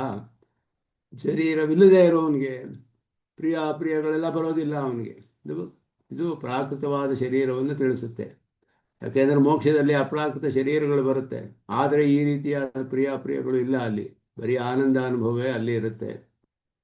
ಶುದ್ಧನಾದ ಪುರುಷನಿಗೆ, ಜ್ಞಾನ ಸ್ವರೂಪನಿಗೆ ಸುಖ දුಖಗಳು ಎಲ್ಲಿ ಬರೋದಿಲ್ವಲ್ಲ. ಅವನಿಗೆ ಭೋಕ್ತ ಅಂತ ಹೇಗೆ ಹೇಳಕ್ಕೆ ಸಾಧ್ಯ? ಪುರುಷ ಸುಖ ದುಃಖಾನಾಂ ಭೋಕ್ತೃತ್ವೇ ಹೇತು ಅಂತ ಹೇಳೋದು ಸರಿಯೇ ಅಂತ ಹೇಳಿದ್ರೆ, ಯದ್ಯಪಿ ಮೋಕ್ಷ ವಿಲಕ್ಷಣಂ ಸುಖಂ ಅನುಭೂಯತೆ ತಥಾಪಿ ದುಃಖ ಪ್ರಸಂಗಸ್ತು ನಾಸ್ತಿಯೇವ. ಮೋಕ್ಷದಲ್ಲಿಯೂ ಕೂಡ ವಿಲಕ್ಷಣವಾದ ಸುಖ ಆನಂದ ಅನುಭವ ಉಂಟಾಗುತ್ತೆ, ಆದರೆ ದುಃಖದ ಪ್ರಸಂಗವೇ ಅಲ್ಲಿ ಇಲ್ಲ. ಆದ್ದರಿಂದ ಪ್ರಕೃತಿ ಸಂಸೃಷ್ಟನಾದ ಪುರುಷನಿಗೆ ಮಾತ್ರವೇ ಸುಖ ದುಃಖಗಳು. ಪ್ರಕೃತಿ ಸಂಸೃಷ್ಟ ಪುರುಷ ಸುಖ ದುಃಖಾನಾಂ ಭೋಕ್ತೃತ್ವೇ ಹೇತು. ಸುಖ ದುಃಖಗಳ ಅನುಭವಕ್ಕೆ ಆಶ್ರಯ ಅಂತ ಅರ್ಥ. ಅವನು ಪ್ರಕೃತಿ ಸಂಸೃಷ್ಟನಾಗಿರೋದ್ರಿಂದಲೇ ಇಲ್ಲಿ ಆಗುವಂತಹ ಸುಖ ದುಃಖಗಳು ಬರುತ್ತೆ. ನಹ ವೈ ಸಶರೀರಸ್ಯ ಸತಃ, ಸಶರೀರಸ್ಯ ಅಂದರೆ ಪ್ರಾಕೃತ ಶರೀರವನ್ನು ಹೊಂದಿರುವಾಗ ಅಂತ ಅರ್ಥ. ಪ್ರಾಕೃತ ಶರೀರವನ್ನು ಹೊಂದಿ ಇರುವಂತಹ ಪುರುಷನಿಗೆ ಪ್ರಿಯೋ ಅಪಹತಿ ನಾಸ್ತಿ. ನಾ ಅನ್ನೋದು ಮೊದಲೇ ಬಂತು. ನ ಅಸ್ತಿ, ಪ್ರಿಯ ಅಪ್ರಿಯಗಳ ಒಂದು ಇಲ್ಲದೆ ಇರೋದು ಅನ್ನೋದು ಇರೋದಿಲ್ಲ, ಅಂದರೆ ಇರುತ್ತೆ ಅಂತ ಅರ್ಥ. ಇತ್ಯಾದಿ ಶ್ರೂಯತೆ. ವಿಷಯೇಂದ್ರಿಯಾದಿ ರೂಪೇಣ ಪರಿಣತಾಯ ಪ್ರಕೃತೇರಪಿ ಭೋಕ್ತೃತ್ವೇ ಹೇತುತ್ವಮಸ್ತಿ ತತ್ಕಥಂ ಪುರುಷ ವಿಶಿಷ್ಯ ನಿರ್ದಿಶ್ಯತೆ ಇತಿ. ವಿಷಯ, ಇಂದ್ರಿಯ ಮೊದಲಾದ ರೂಪಗಳಿಂದ ಪರಿಣತವಾಗಿರುವ ಪ್ರಕೃತೇರಪಿ ಭೋಕ್ತೃತ್ವೇ ಹೇತುತ್ವಮಸ್ತಿ. ಈ ವಿಷಯಗಳು ಇಲ್ಲದೆ ಹೋದರೆ ಶಬ್ದ ಸ್ಪರ್ಶ ರೂಪರಸಗಂಧಗಳೆಲ್ಲ ಇದೆ ಪ್ರಕೃತಿಯ ಗುಣವಾಗಿ. ಅದನ್ನು ಅನುಭವಿಸಿದ್ರಿಂದ ತಾನೇ ಇವನಿಗೆ ಸುಖ ದುಃಖ ಬರುವಂತಹದ್ದು. ಅದು ಆವಾಗ ಒಂದು ಕಾರಣ ಆಗಬೇಕಲ್ಲ. ಅದಕ್ಕೆ ಪುರುಷನೇ ಅದಕ್ಕೆ ಭೋಕ್ತೃತ್ವ ಪುರುಷ ಹೇತು ಅಂತ ಹೇಗೆ ಹೇಳಕ್ಕೆ ಸಾಧ್ಯ? ಆದ್ದರಿಂದ ಸುಖ ದುಃಖ ಭೋಕ್ತೃತ್ವದಲ್ಲಿ ಪುರುಷನೇ ಕಾರಣ ಅಂತ ಹೇಳಿದ್ರೆ, ಈ ವಿಷಯಗಳು ಮತ್ತು ಇಂದ್ರಿಯಗಳು ಇದೆಲ್ಲ ಪ್ರಕೃತಿಯ ಪರಿಣಾಮವೇ. ಅದಕ್ಕೂ ಒಂದು ಕಾರಣ ಇದೆ, ಅದಕ್ಕೂ ಒಂದು ಭಾಗ ಇದೆಯಲ್ಲ ಅಲ್ಲಿ ಆ ಅನುಭವದಲ್ಲಿ. ಅಂತ ಹೇಳಿದ್ರೆ ಸುಖ ದುಃಖಗಳ ಅನುಭವಕ್ಕೆ ಆಶ್ರಯನಾಗಿರುವಿಕೆ ಇವನು ಆಶ್ರಯನಾಗಿದ್ದಾನೆ ಅಂತ ತಿಳಿಸ್ತಾರೆ. ತತ್ಕಾಲ ಸಮವೇತ ಸುಖ ದುಃಖ ಸಾಕ್ಷಾತ್ಕಾರ ಭೋಗ. ಆಯಾ ಕಾಲದೊಡನೆ ಸೇರಿದಂತಹ ಸುಖ ದುಃಖಗಳು ಇವನಿಗೆ ನೇರವಾಗಿ ತಿಳಿಯುವಂಥದ್ದು. ಯಾವುದೋ ಒಂದು ಕಾಲದಲ್ಲಿ ಒಂದು ಒಳ್ಳೆಯ ಪದಾರ್ಥವನ್ನು ನೋಡಿದ್ರೆ ನಮಗೆ ಒಂದು ಸಂತೋಷವಾಗುತ್ತೆ. ಆ ಕಾಲದಲ್ಲಿ ಆ ಸುಖವು ಅವನಿಗೆ ಸಾಕ್ಷಾತ್ಕಾರ ನೇರವಾಗಿ ತಿಳಿಯುತ್ತೆ ಜೀವಾತ್ಮನಿಗೆ. ಅದುವೇ ಭೋಗ ಅಂತ ಹೇಳಲ್ಪಡೋದು. ಭೋಗ ಅಂತ ಹೇಳಿದ್ರೆ ಅದುವೇ ಆಯಾ ಕಾಲದಲ್ಲಿ ಆಯಾ ಸುಖ ದುಃಖಗಳು ನೇರವಾಗಿ ಇವನಿಗೆ ತಿಳಿಯುವಂತಹದ್ದು ಅಂತ ಹೇಳಲ್ಪಡುತ್ತೆ. ಏತೇನ ನಿರ್ವಿಕಾರ ಪುರುಷ ಸನ್ನಿಧಾನ ಪ್ರಕೃತಿಯರೇವ ಭೋಕ್ತೃತ್ವಮಿತಿ ಪಕ್ಷ ನಿರಸ್ತಃ. ಇದೆಲ್ಲ ಸಾಂಖ್ಯರ ವಿಷಯ. ಸಾಂಖ್ಯರು ಇದನ್ನೆಲ್ಲ ಹೇಳ್ತಾರೆ. ಪ್ರಕೃತಿಯೇ ಕಾರಣ, ಪ್ರಕೃತಿ ಕರ್ತ್ರಿ, ಪ್ರಕೃತಿ ಭೋಕ್ತ್ರಿ ಮೊದಲಾದದ್ದೆಲ್ಲ ಹೇಳ್ತಾರೆ ಅವರು. ಅದು ನಿರ್ವಿಕಾರ ಪುರುಷ ಸನ್ನಿಧಾನ. ಸಾಂಖ್ಯ ಪುರುಷ ಅಂತ ಹೇಳ್ತೀವಲ್ಲ, ಸಾಂಖ್ಯ ಪುರುಷ ಅಂದರೆ ಯಾವ ವಿಕಾರವೂ ಇಲ್ಲದೆ ಒಂದು ಕಡೆ ಕೂತಿರ್ತಾನೆ, ಏನು ಕೆಲಸ ಮಾಡದೆ ಏನೂ ಇಲ್ಲದೆ ಸುಮ್ಮನೆ ಒಬ್ಬ ಕೂತಿರ್ತಾರೆ, ಅವನಿಗೆ ಸಾಂಖ್ಯ ಪುರುಷನ ಥರ ಇದ್ದಾನೆ ಅಂತ ಹೇಳ್ತಾರೆ. ಹಾಗೆ ಸಾಂಖ್ಯ ಪುರುಷನಿಗೆ ಏನೂ ಇಲ್ಲ, ಅವನಿಗೆ ಕರ್ತೃತ್ವ ಭೋಕ್ತೃತ್ವ ಏನೂ ಇಲ್ಲ, ಪ್ರಕೃತಿಗೆ ಇರೋದು ಅಂತ ಅವರು ಹೇಳ್ತಾರೆ. ಪ್ರಕೃತಿ ಇದ್ರೇವ ಭೋಕ್ತೃತ್ವ ಅಂತ ಹೇಳುವ ಪಕ್ಷ ಇಲ್ಲಿಂದ ತಳ್ಳಿ ಹಾಕಲ್ಪಟ್ಟಿದೆ. ತದಾ ಯಾಕೆ ಅಂದರೆ ಪುರುಷೋ ಅಸ್ತಿ ಭೋಕ್ತೃಭಾವಾತ್ ಪುರುಷಸ್ಯ ದರ್ಶನಾರ್ಥಂ ಕೈವಲ್ಯಾರ್ಥಂ ತದಾ ಪ್ರಧಾನಸ್ಯ ಇತ್ಯಾದಿ ಸ್ವಗ್ರಂಥ ವಿರೋಧಶ್ಚ. ಪ್ರಕೃತಿಗೆ ಭೋಕ್ತೃತ್ವವಲ್ಲ, ಪುರುಷನಿಗೆ ಭೋಕ್ತೃತ್ವ ಹೇಳಬೇಕು. ಯಾಕೆಂದರೆ ಪುರುಷೋಸ್ತಿ ಭೋಕ್ತೃಭಾವಾತ್, ಅನುಭವಿಸೋದ್ರಿಂದ ಪುರುಷ ಇದ್ದಾನೆ ಅಂತ ನಾವು ಪ್ರೂವ್ ಮಾಡ್ತೀವಿ ಅಂದ್ರೆ ಅನುಮಾನದಿಂದಲೇ ಸ್ಥಾಪನೆ ಮಾಡ್ತಾರೆ. ಪುರುಷನು ಒಂದೊಂದು ಶರೀರದಲ್ಲೂ ಬೇರೆ ಬೇರೆ ಜೀವಾತ್ಮ ಇದ್ದಾನೆ ಅಂತ ಅನುಮಾನದಿಂದ ಸ್ಥಾಪನೆ ಮಾಡ್ತಾರೆ. ಸಾಂಖ್ಯರು ಎಲ್ಲ ಅನುಮಾನದಿಂದಲೇ ಸ್ಥಾಪನೆ ಮಾಡುವಂಥ, ಅವರಿಗೆ ಅದುವೇ ಪ್ರಧಾನವಾದ ಪ್ರಮಾಣ. ಸಾಂಖ್ಯರಿಗೂ ಕೂಡ ಪುರುಷನು ಇದ್ದಾನೆ ಅಂತ ಹೇಗೆ ತಿಳಿಯುತ್ತೆ? ಭೋಕ್ತೃಭಾವ. ಅನುಭವ ಸುಖ ದುಃಖ ಅನುಭವಿಸ್ತೀವಲ್ಲ, ಅದನ್ನೊಬ್ಬ ಪುರುಷ ಇರಬೇಕಲ್ಲಿ. ಮತ್ತೆ ಪ್ರಕೃತಿ ಏನು ಮಾಡುತ್ತೆ ಅಂದರೆ ಪುರುಷಸ್ಯ ದರ್ಶನಾರ್ಥಂ ಕೈವಲ್ಯಾರ್ಥಂ, ತನ್ನನ್ನು ತಾನು ತೋರಿಸ್ಕೊಳ್ಳುತ್ತೆ, ವಿವಿಧವಾದ ವಿಕ್ಷೇಪಗಳನ್ನು ಉಂಟು ಮಾಡುತ್ತೆ, ಅವುಗಳೆಲ್ಲ ಇವನಿಗೆ ಆಸೆಯನ್ನು ಉಂಟು ಮಾಡುತ್ತೆ. ಅದೇ ಸಮಯದಲ್ಲಿ ಇವನು ಪ್ರಕೃತಿಯಿಂದ ತಾನು ಬೇರೆ ಅಂತ ತಿಳಿದುಕೊಂಡು ಕೈವಲ್ಯವನ್ನು ಪಡೆದುಕೊಳ್ಳಿ, ಅದುವೇ ಮೋಕ್ಷ ಅವರಿಗೆ. ಕೈವಲ್ಯವನ್ನು ಪಡೆದುಕೊಳ್ಳಿ ಎನ್ನುವ ಕಾರಣಕ್ಕೂ ಕೂಡ ಪ್ರಕೃತಿ ಇದೆ. ಇವನಿಗೆ ಮೋಕ್ಷಕ್ಕೆ ಅದುವೇ ಕಾರಣ. ತನ್ನನ್ನು ತೋರಿಸ್ಕೊಳ್ಳುತ್ತೆ, ತನಗಿಂತ ತಾನು ಬೇರೆ ಅಂತ ತಿಳಿದುಬಿಟ್ಟು ಕೈವಲ್ಯವನ್ನು ಪಡೆದುಕೊಳ್ಳಿ ಅನ್ನೋ ಕಾರಣದಿಂದಲೂ ಇದೆ ಅದು. ಪುರುಷಸ್ಯ ದರ್ಶನಾರ್ಥಂ ಕೈವಲ್ಯಾರ್ಥಂ ತದಾ ಪ್ರಧಾನವಿರುವುದು ಅದರಿಂದಲೇ. ಇದಕ್ಕೆಲ್ಲ ವಿರೋಧ ಬರುತ್ತೆ. ಪುರುಷನಿಗೆ ಭೋಕ್ತೃತ್ವ ಇಲ್ಲ ಅಂತ ಹೇಳಿಬಿಟ್ರೆ ಅಯಂ ಹಿ ಪಕ್ಷ ಶಾರೀರಕ್ಕೆ ರಚನಾನುಪಪತ್ತೇಶ್ಚ ಇತ್ಯಾರಭ್ಯ ವಿಪ್ರತಿಷೇಧಾಚ ಅಸಮಂಜಸಂ ಮಿತಿ ಅಂತೈ ಸೂತ್ರೈ ವಿಸ್ತರೇಣ ಪ್ರತಿಕ್ಷಿಪ್ತ. ಈ ವಿಪ್ರತಿಷೇಧಾಚ ಅಸಮಂಜಸಂ ಅನ್ನೋದು ಅನೇಕ ವಿರುದ್ಧಾರ್ಥಗಳು ನಿಮ್ಮ ಸಿದ್ಧಾಂತದಲ್ಲಿಯೇ ಸ್ವವಚನ ವಿರೋಧಗಳು ಅಲ್ಲಲ್ಲಿ ಕಂಡು ಬರುತ್ತೆ. ಆದ್ದರಿಂದ ಒಂದು ಕಡೆ ಭೋಕ್ತೃತ್ವ ಇಲ್ಲ ಅಂತ ಹೇಳಿ ನಿರ್ವಿಕಾರ ನಿರ್ವಿಶೇಷ ಅಂತ ಹೇಳ್ತೀರಾ, ಇನ್ನೊಂದು ಕಡೆ ಭೋಕ್ತೃತ್ವ ಇದೆ ಅಂತ ಹೇಳ್ತೀರಾ, ಒಂದು ಕಡೆ ಅಚೇತನಕ್ಕೆ ಭೋಕ್ತೃತ್ವ ಕರ್ತೃತ್ವವಿದೆ ಅಂತ ಹೇಳ್ತೀರಾ, ಸ್ವತಃ ತಾನೇ ಪರಿಣಾಮ ಹೊಂದುತ್ತೆ ಅಂತ ಹೇಳ್ತೀರಾ. ಒಂದಕ್ಕೊಂದಕ್ಕೆ ಪರಸ್ಪರ ವಿರೋಧಗಳು ಬೇಕಾದಷ್ಟು ಕಂಡು ಬರುತ್ತೆ. ರಚನಾನುಪತ್ತೇಶ್ಚ ನಾನುಮಾನಂ ಪ್ರವೃತ್ತೇಶ್ಚ ಅಂತ ಸೂತ್ರದಲ್ಲಿ ಪ್ರಕೃತಿಯು ಸ್ವತಂತ್ರವಾಗಿ ಅಬ್ರಹ್ಮಾತ್ಮಕವಾದ ಪ್ರಕೃತಿಯು ತಾನೇ ಪರಿಣಾಮ ಹೊಂದಿ ಜಗತ್ತಾಗಿದೆ ಅಂತ ಹೇಳುವ ಪಕ್ಷವನ್ನು ತಳ್ಳಿ ಹಾಕ್ತಾರೆ. ಆದ್ದರಿಂದ ಒಂದು ಮರವನ್ನು, ಏನಾದರೂ ಒಂದು ಕುರ್ಚಿಯನ್ನು ಮೇಜನ್ನು ಒಬ್ಬ ಮಾಡಬೇಕು ಅಂತ ಹೇಳಿದ್ರೆ ಕಾರ್ಪೆಂಟ್ರು, ಆ ಮರವು ತಾನೇ ಆಗೋದಿಲ್ಲ, ಅವನಿದ್ರೇ ಅದು ನಡೆಯುವಂಥ ಕೆಲಸ. ಆದ್ದರಿಂದ ತಾನೇ ಬದಲಾಗೋದಿಲ್ಲ, ಪರಿಣಾಮ ಹೊಂದೋದಿಲ್ಲ. ಪ್ರಕೃತಿಗೆ ಸ್ವತಃ ಪರಿಣಾಮತ್ವ ಪ್ರವೃತ್ತಿ ಎನ್ನುವುದು ಇಲ್ಲ. ಅವರು ಬ್ರಹ್ಮನನ್ನು ಒಪ್ಪಿಕೊಂಡದೇ ಇರೋದ್ರಿಂದ ಸ್ವತಃ ತಾನೇ ಪರಿಣಾಮ ಹೊಂದುತ್ತೆ ಅಂತ ಹೇಳ್ತಾರೆ. ಅದು ಸರಿ ಹೋಗೋದಿಲ್ಲ ಅನ್ನೋದು ರಚನಾನುಪತ್ತಿ ಅಧಿಕರಣದಲ್ಲಿ ವಿಸ್ತಾರವಾಗಿ ಹೇಳಿ ಅನೇಕ ಅಲ್ಲಿ ದೋಷಗಳನ್ನು ತೋರಿಸಿ ಸಾಂಖ್ಯ ಪಕ್ಷವನ್ನು ಪೂರ್ಣವಾಗಿ ಅನೇಕ ಸ್ವವಚನ ವಿರೋಧಗಳು ಪರಸ್ಪರ ವಿರೋಧಗಳು ಇರೋದ್ರಿಂದ ಅಸಮಂಜಸ, ಒಂದು ಸ್ವಲ್ಪ ಸರಿ ಇಲ್ಲ ಸಿದ್ಧಾಂತ ಅಂತ ಶ್ರುತಿಗೆ ವಿರೋಧ ಅಂತ ಹೇಳ್ತಾರೆ. ಅತ್ರ ಚ ಶ್ಲೋಕೆ ಯದಿ ಪ್ರಕೃತಿರೇವ ಭೋಕ್ತೃತ್ವಮಪಿ ವಿವಕ್ಷಿತಂ ಸ್ಯಾತ್. ಅಕಸ್ಮಾತ್ ಇಲ್ಲಿ ಪ್ರಕೃತಿಯೇ ಭೋಕ್ತೃತ್ವ ಇರೋದು ಅಂತ ಏನಾದರೂ ಹೇಳುವಂತಹ ಉದ್ದೇಶವಿದ್ದಿದ್ದರೆ, ಈ ಶ್ಲೋಕದಲ್ಲಿ ಕೃಷ್ಣ ಪರಮಾತ್ಮ ಪ್ರಕೃತಿಯೇ ಭೋಕ್ತಿ ಅಂತ ಹೇಳೋದೇನಾದರೆ ಉದ್ದೇಶವಿದ್ದಿದ್ದರೆ, ತದಾ ಕರ್ತೃತ್ವೇ ಭೋಕ್ತೃತ್ವೇ ಚ ಪ್ರಕೃತಿರೇವ ಹೇತು ಇತಿ ವಕ್ತವ್ಯಂ. ಎರಡಕ್ಕೂ ಪ್ರಕೃತಿಯ ಕಾರಣ ಅಂತ ಹೇಳಬೇಕಾಗಿತ್ತು. ಪುರುಷ ಅಂತ ಹೇಳ್ಬಿಟ್ಟಿಲ್ಲ, ಪ್ರಕೃತಿ ಬೇರೆ ಪುರುಷ ಬೇರೆಯಾಗಿ ಹೇಳಲ್ಪಟ್ಟಿದೆ. ಕಾರ್ಯಕಾರಣಕರ್ತೃತ್ವೇ ಪ್ರಕೃತಿ ಸುಖ ದುಃಖ ಅನುಭೋಕ್ತೃತ್ವೇ ಪುರುಷ.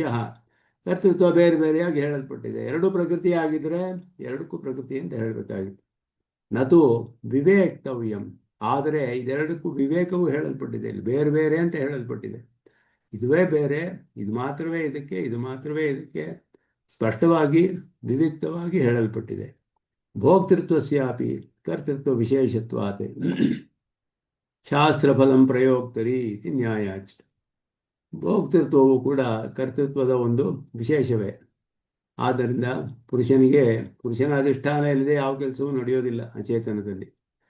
ಕರ್ತೃತ್ವದಿಂದಲೇ ಭೋಕ್ತೃತ್ವವು ಬರುವಂತಹದ್ದು. ಇದಕ್ಕೆಲ್ಲ ಮೂಲ ಅನ್ನೋದು ಜ್ಞಾತೃತ್ವವೇ. ಧರ್ಮಭೂತ ಜ್ಞಾನದಿಂದಲೇ ಇದೆಲ್ಲವೂ ನಡೆಯುವಂಥದ್ದು. ಆದ್ದರಿಂದ ಶಾಸ್ತ್ರಫಲಂ ಪ್ರಯೋಕ್ತರಿ ಅಂದರೆ ಒಂದು ಕೆಲಸವನ್ನು, ಕರ್ಮವನ್ನು ಅನುಷ್ಠಾನ ಯಾರು ಮಾಡ್ತಾನೋ ಅವನಿಗೆ ಫಲ ಬರುತ್ತೆ, ಪ್ರಯೋಕ್ತರಿ ಅಂತ ಹೇಳಿದ್ರೆ. ಆದರೆ ಈ ಪ್ರಶ್ನೆಯನ್ನು ಕೂಡ ಬ್ರಹ್ಮಸೂತ್ರದಲ್ಲಿ ವಿಚಾರ ಮಾಡ್ತಾರೆ. ಶಾಸ್ತ್ರಫಲಂ ಪ್ರಯೋಕ್ತರಿ ಅಂತ ಹೇಳಿದ್ರೆ ಅವನಿಗೆ ಯಾರು ವಾದ್ಯಾರು ಮಾಡಿಸ್ತಾರಲ್ಲ ಕರ್ಮ, ಅವ್ರಿಗೆ ತಾನೇ ಫಲ ಬರಬೇಕು, ಅವ್ರು ತಾನೇ ಪ್ರಯೋಗ ಮಾಡೋದು. ಯಜಮಾನ ಕೂತಿರ್ತಾನೆ ಅಂದರೆ ಯಜಮಾನನ ಪರವಾಗಿ ಮಾಡ್ತಾನೆ ಇವನು, ಅವನ ಹತ್ರ ಸಂಕಲ್ಪ ಮಾಡಿಸಿ ಮಾಡ್ತಾರೆ ಅಂತ. ಸಂಕಲ್ಪ ಮಾಡೋದು ಅವನೇ ಯಜಮಾನನಿಗೆ ಬರುತ್ತೆ ಅಂತ ಅರ್ಥ. ಪ್ರಯೋಕ್ತ ಅಂದರೆ ಯಜಮಾನನೇ ಹೊರತು ಇವನೇನಿದ್ರು ಮಾಡಿಸೋದಕ್ಕೆ ನಿಮಿತ್ತ ಅಷ್ಟೇ, ಅಧ್ವರ್ಯವಾದವನು ಅಂತ ಅಲ್ಲಿ ನಿಶ್ಚಯ ಮಾಡ್ತಾರೆ. ನಚವಾಚ್ಯಂ ಕರ್ತೃತ್ವಂ ಪ್ರಗತೆ ಸ್ವತಃ ಸಿದ್ಧಂ ಭೋಕ್ತೃತ್ವೇ ತು ತಸ್ಯಾಹ ಪುರುಷಃ ಹೇತುರಿತಿ ಪ್ರದರ್ಶನಾಯ ವಿವೇಕಃ. ಇದೆಲ್ಲ ಸಾಂಖ್ಯರ ವಿಷಯದಲ್ಲಿ ಸಾಂಖ್ಯರು ಹೀಗೆ ಆಕ್ಷೇಪ ಮಾಡ್ಬೋದು. ಕರ್ತೃತ್ವವು ಪ್ರಕೃತಿಗೆ ಸ್ವತಃ ಸಿದ್ಧವಾದದ್ದು, ಭೋಕ್ತೃತ್ವಕ್ಕೆ ಅದಕ್ಕೆ ಪ್ರಕೃತಿಗೆ ಪುರುಷನು ಕಾರಣ ಆಗ್ತಾನೆ ಅನ್ನೋದು ಪುರುಷಃ ಹೇತು ಇತಿ ಪ್ರದರ್ಶನಾಯ ವಿವೇಕ. ಪುರುಷನ ಕಾರಣ ಆಗ್ತಾನೆ ಭೋಕ್ತೃತ್ವಕ್ಕೆ, ಆ ಪ್ರಕೃತಿಯ ಭೋಕ್ತೃತ್ವಕ್ಕೆ ಪುರುಷ ಕಾರಣ ಆಗ್ತಾನೆ ಅಂತ ಹೇಳೋದು.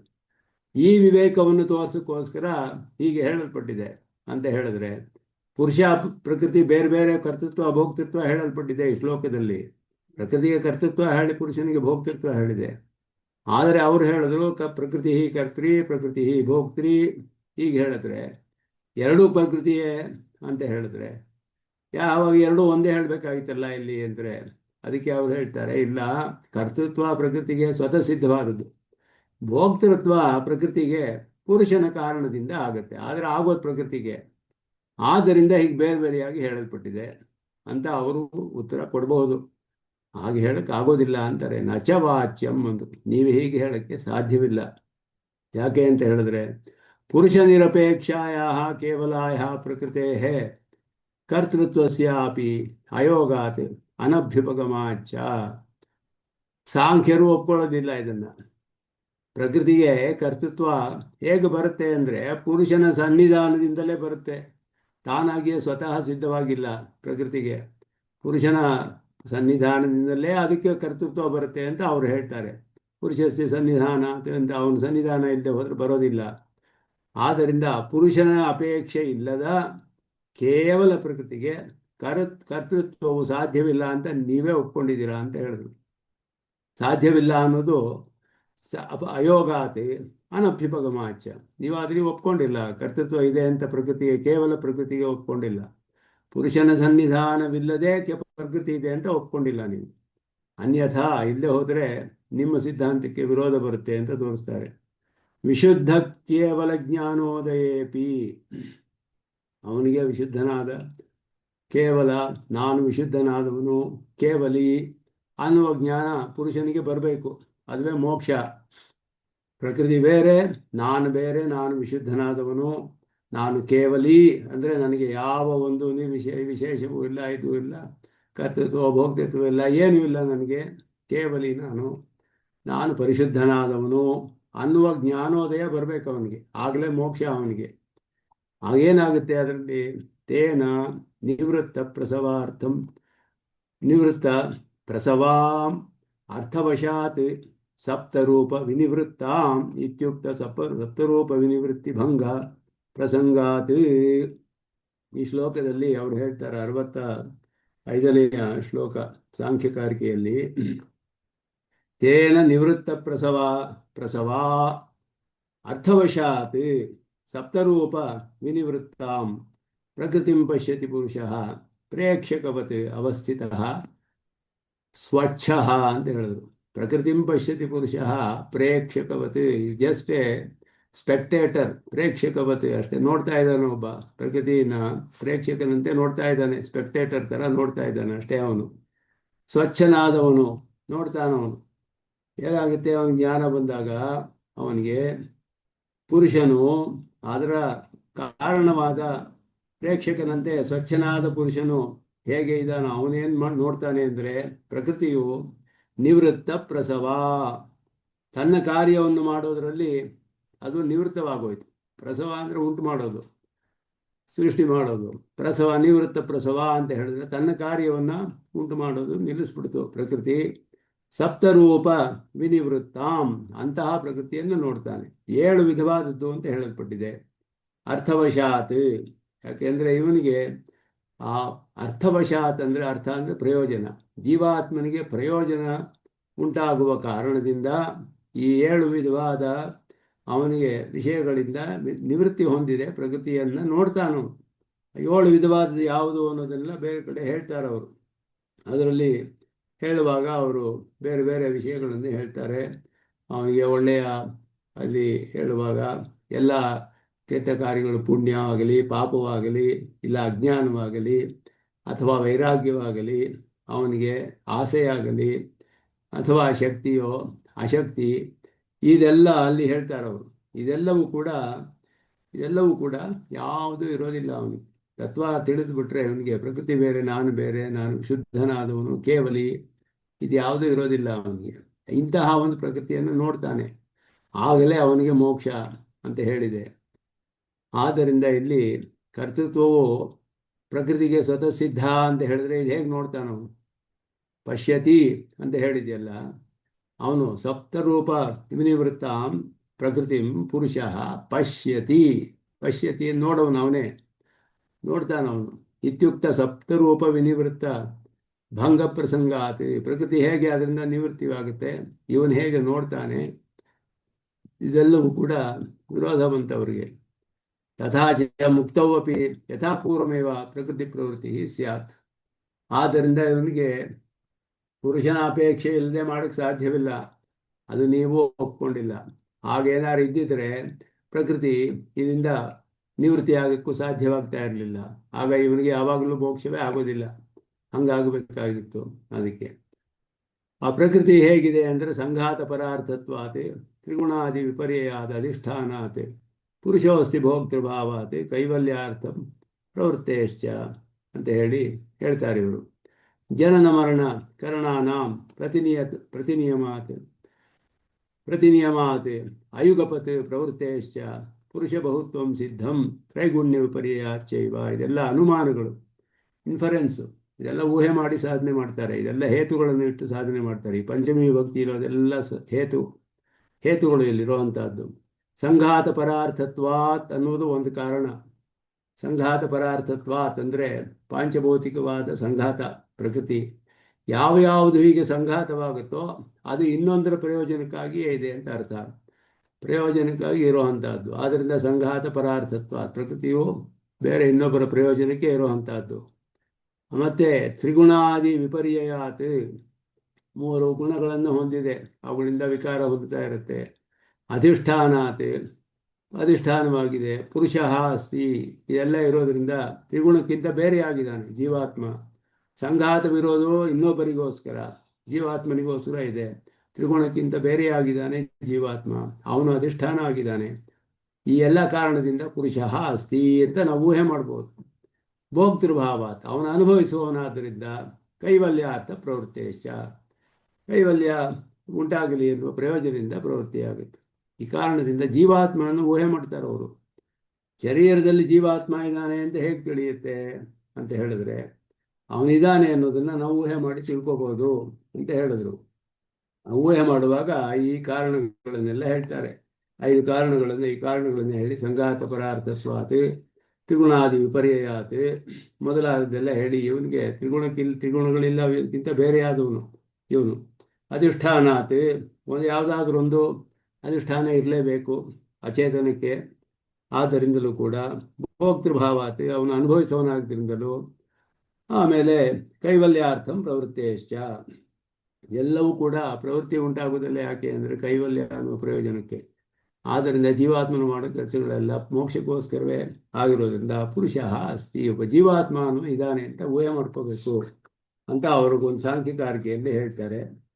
ಅದಾದಮೇಲೆ ಜನ್ಮ ಮರಣ ಕರಣಾನಾಂ, ಇದು ಕೂಡ ಹೇಳ್ತಾರೆ. ಪ್ರತಿನಿಯಮಾತಿ, ಒಬ್ಬೊಬ್ಬರಿಗೂ ಜನ್ಮ ಮರಣ ನಿಯಮ ಆಗುತ್ತೆ. ಈಗ ಪುರುಷ ಇದ್ದಾನೆ ಅನ್ನೋದನ್ನ ಒಂದು ಈ ಕಾರಣಗಳಿಂದ ಈ ಹೇತುಗಳನ್ನೆಲ್ಲ ಹೇಳಿ ಊಹೆ ಮಾಡಿ ಸ್ಥಾಪನೆ ಮಾಡ್ತಾರೆ. ಪುರುಷ ಇರೋದು ಯಾಕೆ ಅಂದರೆ ಅವನು ತ್ರಿಗುಣಕ್ಕಿಂತ ಬೇರೆ ಆದವನು. ಸಂಘಾತ ಇರೋ ಅಚೇತನು ಸಂಘಾತವಾದ್ದರಿಂದ ಪರಾರ್ಥವೇ ಅದು, ಜೀವಾತ್ಮ ಸಂಘಾತವಲ್ಲ. ಮತ್ತೆ ಅವನು ಅಧಿಷ್ಠಾನವಾಗಿದ್ದಾನೆ ಜೀವಾತ್ಮ. ಈ ಕಾರಣ ಹೇಳಿದ ಪುರುಷ ಇದ್ದಾನೆ ಅಂತ ಊಹೆ ಮಾಡಬೇಕು. ಎರಡನೇದು, ಒಂದೊಂದು ಶರೀರದಲ್ಲೂ ಒಬ್ಬ ಬೇರೆ ಬೇರೆ ಪುರುಷ ಇದ್ದಾನೆ ಅಂತಲೂ ಸಾಧಿಸ್ತಾರೆ. ಅದನ್ನು ಊಹೆ ಮಾಡಿ ಸಾಧಿಸ್ತಾರೆ. ಅದು ಹೇಗೆ ಅಂದರೆ ಜನನ ಮರಣಕರಣಾನ ಪ್ರತಿನಿಯಮಾತ್, ಜನನ ಮರಣ ಕೆಲಸಗಳು, ಇಂದ್ರಿಯಗಳಿರೋದು ಮೊದಲಾದೆಲ್ಲ ಏನೇನಿದೆಯೋ ಈ ಕೆಲಸಗಳೆಲ್ಲ ಮಾಡ್ತಾನಲ್ಲ, ಇದೆಲ್ಲವೂ ಕೂಡ ಒಬ್ಬೊಬ್ಬರಿಗೂ ಬೇರೆ ಬೇರೆ ಆಗಿ ಆಗುತ್ತೆ. ಪ್ರತಿನಿಯಮಾತ್, ಒಬ್ಬ ಪುರುಷ ಮರಣ ಹೊಂದ್ತಾನೆ, ಇನ್ನೊಬ್ಬ ಮರಣ ಹೊಂದಲ್ಲ. ಒಬ್ಬ ಹುಟ್ಟುತ್ತಾನೆ, ಇನ್ನೊಬ್ಬ ಹುಟ್ಟಿರುವಾಗಲೇ ಹುಟ್ಟಿರ್ತಾನೆ ಅವನು. ಇದೆಲ್ಲ ಅವರವರಿಗೆ ನಿಯತವಾಗಿರೋದ್ರಿಂದ ಅಯುಗಪತ್ ಪ್ರವೃತ್ತೇಶ್ಚ, ಎಲ್ಲರಲ್ಲೂ ಒಬ್ಬನೇ ಜೀವಾತ್ಮ ಇದ್ದಿದ್ದರೆ ಏಕಕಾಲದಲ್ಲಿ ಎಲ್ಲರೂ ಊಟ ಮಾಡಬೇಕಾಗಿತ್ತು, ಏಕಕಾಲದಲ್ಲಿ ಎಲ್ಲ ನಿಂತ್ಕೋಬೇಕಾಗಿತ್ತು. ಈ ರೀತಿ ಆಗೋದಿಲ್ಲ. ಯುಗಪತ್ ಪ್ರವೃತ್ತಿ ಇಲ್ಲ. ಒಬ್ಬೊಬ್ಬರು ಒಂದೊಂದು ಬೇರೆ ಬೇರೆ ಕೆಲಸಗಳನ್ನು ಮಾಡ್ತಾ ಇರ್ತಾರೆ. ಇವನು ಒಬ್ಬ ಊಟ ಮಾಡ್ತಿರ್ತಾನೆ, ಅವನು ನಿದ್ದೆ ಮಾಡ್ತಿರ್ತಾನೆ, ಇನ್ನೊಬ್ಬ ನಡೀತಾ ಇರ್ತಾನೆ. ಅವಾಗೇನು ತಿಳಿಯುತ್ತೆ? ಇವನಲ್ಲಿರೋ ಜೀವಾತ್ಮ ಬೇರೆ, ಅವನಲ್ಲಿರೋ ಜೀವಾತ್ಮ ಬೇರೆ, ಇವನಲ್ಲಿರೋ ಜೀವಾತ್ಮ ಬೇರೆ ತಿಳಿಯುತ್ತಲ್ಲ. ಬೇರೆ ಬೇರೆ ಜೀವರುಗಳಿದ್ದಾರೆ ಒಂದೊಂದು ಶರೀರದಲ್ಲೂ. ಹೇಗೆ ಊಹೆ ಮಾಡಿ ಸ್ಥಾಪನೆ ಮಾಡ್ತಾರೆ? ಇದೆಲ್ಲ ಹೇತುಗಳು. ಆದ್ದರಿಂದ ಪುರುಷ ಬಹುತ್ವಂ ಸಿದ್ಧಂ, ಪುರುಷ ಬಹುತ್ವ ಇದರಿಂದ ಸಿದ್ಧವಾಗಿದೆ. ತ್ರೈಗುಣ್ಯ ವಿಪರ್ಯಯ ಚ ಅಂತ ಹೇಳಿದ್ರು. ಮತ್ತೆ ಇದೆಲ್ಲವೂ ಕೂಡ ಪರಿಣಾಮ, ತ್ರಿಗುಣಗಳ ಒಂದು ಪರಿಣಾಮದಿಂದ ಆಗಿರುವಂಥದ್ದು. ಆದ್ದರಿಂದ ಜೀವಾತ್ಮರುಗಳು ಅನೇಕರಿದ್ದಾರೆ, ಜೀವಾತ್ಮನು ಇದ್ದಾನೆ. ಎಷ್ಟು ಹೇತುಗಳನ್ನು ಹಾಕಿ ಸ್ಥಾಪನೆ ಮಾಡ್ತಾರೆ. ಇದೆಲ್ಲ ಇತಿ ಅಧಿಷ್ಠಾನ ಅಯುಗಪತ್ ಪ್ರವೃತ್ತಿಭ್ಯಾಂ ಪುರುಷ ಬಹುತ್ವ ಕಲ್ಪನಂಚ ಭಜ್ಯೇತ ಅಂದರು.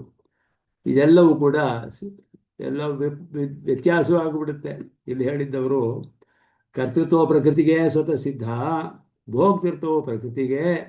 ಆದರೆ ಪುರುಷನು ಕೇವಲ ವಿಶುದ್ಧ, ಕೇವಲ ಜ್ಞಾನೋದಯ. ಪುರುಷ ಮಾತ್ರ ಸುಮ್ಮನೆ ಕಾರಣ ಅಷ್ಟೇನೆ. ಪುರುಷ ಬರೀ ಕಾರಣ. ಯಾಕೆ ಅಂದರೆ ಭೋಕ್ತೃತ್ವೇಚ ತಸ್ಯಾಹ ಪುರುಷ ಹೇತು, ಅದರ ಅನುಭವಕ್ಕೆ ಪುರುಷ ಕಾರಣ ಆಗ್ತಾನೆ. ಆದರೆ ಕರ್ತೃತ್ವ ಪ್ರಕೃತಿಗೆ ಸ್ವತಃ ಸಿದ್ಧವಾದದ್ದು. ಪುರುಷ ಕಾರಣವಾಗುವುದರಿಂದ ಅವನಿಗೆ ಭೋಕ್ತೃತ್ವ ಅಂತ ಹೇಳಿದೆ ಹೊರತು ಅವನಿಗೆ ಭೋಕ್ತೃತ್ವ ಇಲ್ಲ, ಅವನು ಶುದ್ಧನಾದವನು. ಹೀಗೆ ಸಾಂಖ್ಯರು ವಾದ ಮಾಡಿದ್ರೆ ಇದಕ್ಕೆ ನಿಮ್ಮ ವಚನಗಳಲ್ಲಿಯೇ ಎಲ್ಲ ವಿರೋಧ ಬರುತ್ತೆ ಅನ್ನೋದನ್ನು ತೋರಿಸ್ತಾರೆ. ಆದ್ದರಿಂದ ಕರ್ತೃತ್ವ ಭೋಕ್ತೃತ್ವ ಬೇರೆ ಬೇರೆಯಾಗಿ ಪ್ರಕೃತಿಗೂ ಪುರುಷನಿಗೂ ಹೇಳಿರೋದು ಇಲ್ಲಿ ಸರಿಯಾಗಿದೆಯೇ ಹೊರತು ಇದು ಸಾಂಖ್ಯ ಸಿದ್ಧಾಂತಕ್ಕೆ ಅನುಕೂಲವಾಗಿಲ್ಲ ಅನ್ನೋದನ್ನು ತಿಳಿಸ್ತಾರೆ. ಎರಡಕ್ಕೂ ಪ್ರಕೃತಿಯೇ ಹೇಳಬೇಕಾಗಿತ್ತಾಗ.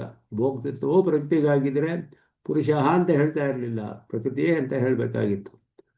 ಅಲ್ಲದೆ ನಿಮ್ಮ ಸಿದ್ಧಾಂತದಲ್ಲಿಯೇ ವಿರೋಧ ಬರುತ್ತೆ.